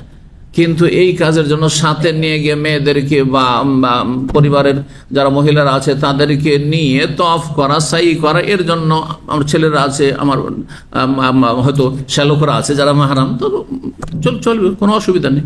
বুঝতে পারছেন না? জি, এটাও প্রমাণ করে। তো মায়েশা বললেন, আর তাকে যখন জিজ্ঞাসা করা হলো যে হ্যাঁ তুমি কি 10 তারিখে তফ করেছো, বলছে হ্যাঁ করেছি, তখন বললেন নবী সাল্লাল্লাহু আলাইহি ওয়াসাল্লাম ফান ফেরি এজান, তাহলে রওনা দিয়ে দাও, তাহলে আর অসুবিধা নেই। তার মানে যদি মাসিক চলে আসে আর বিদায় তফ শুধু বাকি থাকে, হ্যাঁ ফরজ তফ হয়ে গেছে, সাফা মারওয়া সাই হয়ে গেছে, কি বাকি আছে? শুধু বিদায় তফ, তাহলে সেই ক্ষেত্রে হ্যাঁ হজে আসা মহিলাদের আল্লাহ ডিসকাউন্ট করেছেন, ছাড় দিয়েছেন, কি যে তফে বেদা বিদায় তওয়াফ ওয়াজিব, কিন্তু একমাত্র ওয়াজিব কার জন্য নয়? ঋতুবতী মহিলা, মাসিক যদি চলে আসে তো ওয়াজিব না, তার জন্য ছাড় আছে, এমনিতে বিদায় হয়ে যাবে। জি, হজের ক্ষেত্রে, উমরার ক্ষেত্রে বিদায় তওয়াফ বলে কিছু নবী সাল্লাল্লাহু আলাইহি ওয়াসাল্লাম সাহাবায়ে কেরাম থেকে প্রমাণিত নয়, কিন্তু কেউ যদি করে তো নফল, সেটি নফল হিসাবে। এটা শরীয়তের মাসলা বলার দরকার নেই যে উমরা যাচ্ছেন বিদায় তওয়াফ করেন, কোথায় আছে? আজকাল কিছু বক্তারা এরকম ফতোয়া দিচ্ছে, কিন্তু সেই জন্য বলছি আর কি। তো 40 নম্বর অধ্যায় বলছেন, বাবুনি অধ্যায় অবউলাতুন আহাক্কু বিরাদ্দিহিন্না, তাদের স্বামীরা, তালাক প্রাপ্ত নারীদের স্বামীরা তাদেরকে ফিরিয়ে নেওয়ার বেশি হক রাখে, যদি ফিরিয়ে নেওয়ার সুযোগ থাকে। ফিরিয়ে নেওয়ার সুযোগ কতদিন আছে? হ্যাঁ, ইদ্যতের ভিতরে হইলে ফিরিয়ে নেওয়ার সুযোগ আছে, এটা তালাক রাজি। ইদ্যত পার হয়েছে কিন্তু 1 তালাক হয়েছে, 2 তালাক হয়েছে, ফিরে নেওয়ার সুযোগ আছে না নেই? সুযোগ। আমার স্ত্রী ছিল, যদিও আমি 3 মাসিক পার হয়ে গেছে বা 3 মাস ইদ্যত পার হয়ে গেছে, কিন্তু আমি বিয়ে করতে চাই, আরো হয়তো কেউ বিয়ে করতে চাইছে, এখন মহিলাও চাই আগের স্বামীর কাছে ফিরে যাবো, কারণ তার সাথে একটা আমার সম্পর্ক আছে, পুরনো সম্পর্ক আছে, কিন্তু ভাই বেরাদর ওই মহিলার বলছে না, ও বেটার কাছে যেতে দেবো না, এইরকম দুর্ব্যবহার করেছে, আমার বোনকে তালাক দিচ্ছে, আমার মেয়েকে তালাক দিচ্ছে, কখনো ওই ঘরে আর ফিরতে দেবো না, অন্য ছেলের সাথে বিয়ে দেবো। এই ক্ষেত্রে আল্লাহ বলছেন না, আগের স্বামী বেশি হক রাখে। হ্যাঁ, এরকম বাধা দিও না। যদি তোমার মেয়ে বলে যে আমি আমার স্বামীর কাছে ফিরে যাব, তো ফিরতে দাও। বুঝতে পারছেন না? জি, সূরা বাকারা 228 নম্বর আয়াত। বিশেষ করে ইদ্যতের ভিতরে যদি থাকে, ইদ্যতের মধ্যে থাকে, তাহলে তো বাধা দেবেন। হ্যাঁ, 3 মাসের ভিতরে, 3 মাসিকের ভিতরে আছে, 1 তালাক বা 2 তালাক দিয়ে, আর তারপরে স্বামী বলছে ফিরিয়ে নেবো, মহিলা বলছে আমি ফিরে যাবো, বিয়ে নবায়নের দরকার নেই এখানে, যেহেতু ইদ্যতের ভিতরে আছে। এখন হ্যাঁ, মহিলার পরিবারের লোকেরা বলছে না ফিরতে দেবো না, ইদ্যতটা পারো, অন্য জায়গায় ভালো ছেলের সাথে বিয়ে দেবো না, এটা করবেন না, এটা কঠোরভাবে নিষিদ্ধ। আর যেটা দ্বিতীয় অবস্থা বললেন, ইদ্যত পার হওয়ার পরে যে কোনো মানুষকে বিয়ে দিতে পারেন, কিন্তু আপনার মেয়ের বা বোনের মতের বিপক্ষে না, তার মতামত নিয়ে, সেটা প্রাধান্য পাবে। ওয়াকাইফা ইউরাজিউল মারআতা ইযা তাল্লাকাহা ওয়াহিদাতান আও ইসনাতাইন, কিভাবে স্ত্রীকে ফিরাবে, রাজাত করবে যদি 1 তালাক দেয় বা 2 তালাক দেয়। 1 তালাক 2 তালাক দেওয়ার পরে ফিরিয়ে নেবে। ফিরিয়ে নেওয়ার ক্ষেত্রে আপনি আপনার স্ত্রীকে বললেন আমি ফিরিয়ে নিলাম তোমাকে, আর তার সাথে যদি আপনার যে স্ত্রীর অভিভাবক রয়েছে, বাবা বা ভাই রয়েছে, তাকেও জানিয়ে দেয়, যেহেতু তার জানার প্রয়োজন রয়েছে যে আমার মেয়ের অবস্থাটা কি রয়েছে, এটা ভালো। আর তার সাথে 2 জন সাক্ষী রাখেন তো ভালো। সাক্ষী না রেখেও যদি নিজে নিজে আর যা হয়েছিল ফিরিয়ে নিলাম, তুমি জানলে আমি জানলে যে 1 তালাক হয়েছে, যথেষ্ট জায়েজ আছে, কিন্তু উত্তম হচ্ছে সাক্ষী রাখা। ওয়াকাউলুহু, মহান আল্লাহ বলেন, ফালা তাদুলুহুন্না ইয়ানকিহনা আজওয়াজাহুন, এই নারীরা যদি ইদ্যতের ভিতরে থাকে, তালাক প্রাপ্ত 1 তালাক 2 তালাকের পরে, আর যদি স্বামীর কাছে ফিরতে যায়, তাহলে হে অভিভাবকরা, মেয়েদের অভিভাবকরা, তোমরা তাদেরকে বাধা দিও না তাদের স্বামীর সাথে বিবাহ বসতে বা স্বামীর সাথে সংসার করতে। জি, হাদিস গুলো শেষ করে নি। 5330 নম্বর হাদিস বলছেন হাসান বসরি, জাওয়াজা মাকিলুন উখতাহু, মাকিল রাদিয়াল্লাহু তাআলা আনহু, মাকিল ইবনে ইয়াসার তার বোনের বিয়ে দিয়েছেন অভিভাবকে, ফাতাল্লাকাহা তাতলিকা, তার স্বামী তাকে তালাক দিয়ে দিয়েছিল 1 তালাক। 5331 ঘটনা লম্বা করে আরো বর্ণনা করেছেন মাকিল ইবনে ইয়াসার, কানাত উখতুহু তাহতা রাজুলিন, তার বোন অন্য একজন পুরুষের অধীনে ছিল, মানে বিবাহে ছিল, ফাতাল্লাকা, তাকে তালাক দিয়েছে, সুম্মা খাল্লা আনহা, তারপরে তাকে ছেড়ে দিয়েছে, হাত্তা ইনকাজ ইদ্দাতুহা, তার ইদ্যত পার হয়ে গেছে। তাহলে এখানে ইদ্যত কিন্তু পার হয়েছে, 3 মাসিক পার হয়ে গেছে। বলছেন তারপরে পয়গাম দিল যে যাক ভুল করেছি 3 মাসিক পার হয়ে ইদ্যত পার হয়েছে, আমি বিয়ে করব। ফাহামিয়া মাকিলুন মিন যালিকা আনাফান, তখন মাকিল প্রচন্ড রাগান্বিত হয়েছে। আরে তুই আমার বোনকে তালাক দিয়েছিস, কত সম্মান দিলাম তোকে, কত তোকে মর্যাদা দিলাম, হ্যাঁ, আর আমার বোন তুলে দিলাম তোকে, আর তুই এরকম কাজ করে, তোর সাথে আর বিয়ে দেবো না। ফাকালা, তখন মাকে রাগে বলেন, খাল্লানহা, আমার বোনটিকে এইভাবে ছেড়ে দিয়েছে, আলাইহা, অথচ সে ফিরিয়ে নিতে পারতো, তখন ফিরায়নি। সোম্মাই এখন ইদ্যত পার হওয়ার পরে পয়গাম দিতে এসছে। ফাহালা বাইনাহা বাইনাহা, সেই সময় সে তার স্বামীর মাঝে আর তার বোনের মাঝে একেবারে প্রাচীর হয়ে দাঁড়িয়ে গেল, বাধা হয়ে দাঁড়িয়ে গেল, না বিয়ে হইতে দেবো না, একে আর বিয়ে করতে দেবো না। ফানজালাল্লাহু তাআলা, মহান আল্লাহ আয়াত নাযিল করলেন সূরা বাকারা আয়াত 232, ওয়াইযা তাল্লাকতুমুন নিসা, তোমরা যখন নারীদেরকে তালাক দেবে, ফাবালাগনা আজালাহুন্না, তারপর ইদ্যতে পৌঁছে যাবে, ফালা তাদুলুহুন্না, হে অভিভাবকরা তোমরা বাধা দিও না, আইয়ান কেন আজওয়াজাহুন্না, অন্য জায়গায় বিয়ে না বসে আগের স্বামীকে যদি বিয়ে করতে চায় তাহলে আর বাধা দিও না, বিয়ে করতে দাও। তো এই ছিল রাসূলুল্লাহ মাকিউল ইবনে ইয়াসারের ঘটনা যখন জানতে পারলেন যে এমন রেগে আছে যে বোনকে বাধা দিচ্ছে, বোনকে বলছে খবরদার তুই ওকে বিয়ে করবি না, ওকে বিয়ে করতে পারবি না তুই। তো রাসূলুল্লাহ সাল্লাল্লাহু আলাইহি ওয়াসাল্লাম মাকিলকে বুঝাবার জন্য ডেকে পাঠালেন, ফাকার আলাইহি, আয়াতটি পড়ে শোনালেন, ফাতারাকাল হামিয়াতা ওয়াস্তাকাদ আলী আমর, তখন এই আয়াতের কথা শুনে, আয়াতের তাফসীর শুনে তিনি তার রাগকে পরিহার করলেন আর ওয়াস্তাকাদ আলী আমরিল্লাহ, আল্লাহর নির্দেশের সামনে অনুগত হয়ে গেলেন, ঝুঁকে গেলেন। জি, 5332 নম্বর হাদিস বর্ণনা করছেন আব্দুল্লাহ বিন ওমর রাদিয়াল্লাহু তাআলা আনহুমা, বলছেন যে তাল্লাকা ইমরাতাহু, তিনি তালাক দিয়েছিলেন তার স্ত্রীকে ঋতুবতী অবস্থায়, ঘটনা এর আগে পড়ায়, তাতে কাদার ভাই এক তালাক। আমার রাসূলুল্লাহ তাকে ফিরিয়ে নিতে বললেন, তারপর নিজের কাছে রাখতে বললেন, তারপরে পবিত্র হইতে দিতে বললেন, সুম্মাতায় তারপর আরেক মাসিক আসতে বললেন, ইনদা হাইজাতান ওখরা, দ্বিতীয় মাসিক হলো, সুম্মা ইউমহিলুহা, তারপরে ছেড়ে দি, হাত্তা তাথুরা মিন হাইজিহা, মাসিক থেকে আবার পাক হোক, ফাইদা আরাদা ইউতাল্লিকাহা, তারপরে যদি তালাক দিতে চায় তাহলে তালাক দিক, হিনা তাতহুরু, পবিত্র হওয়ার পরে পরেই, মিন কাবলা ইউজামিহা, সহবাসের পূর্বে, যাতে বাচ্চা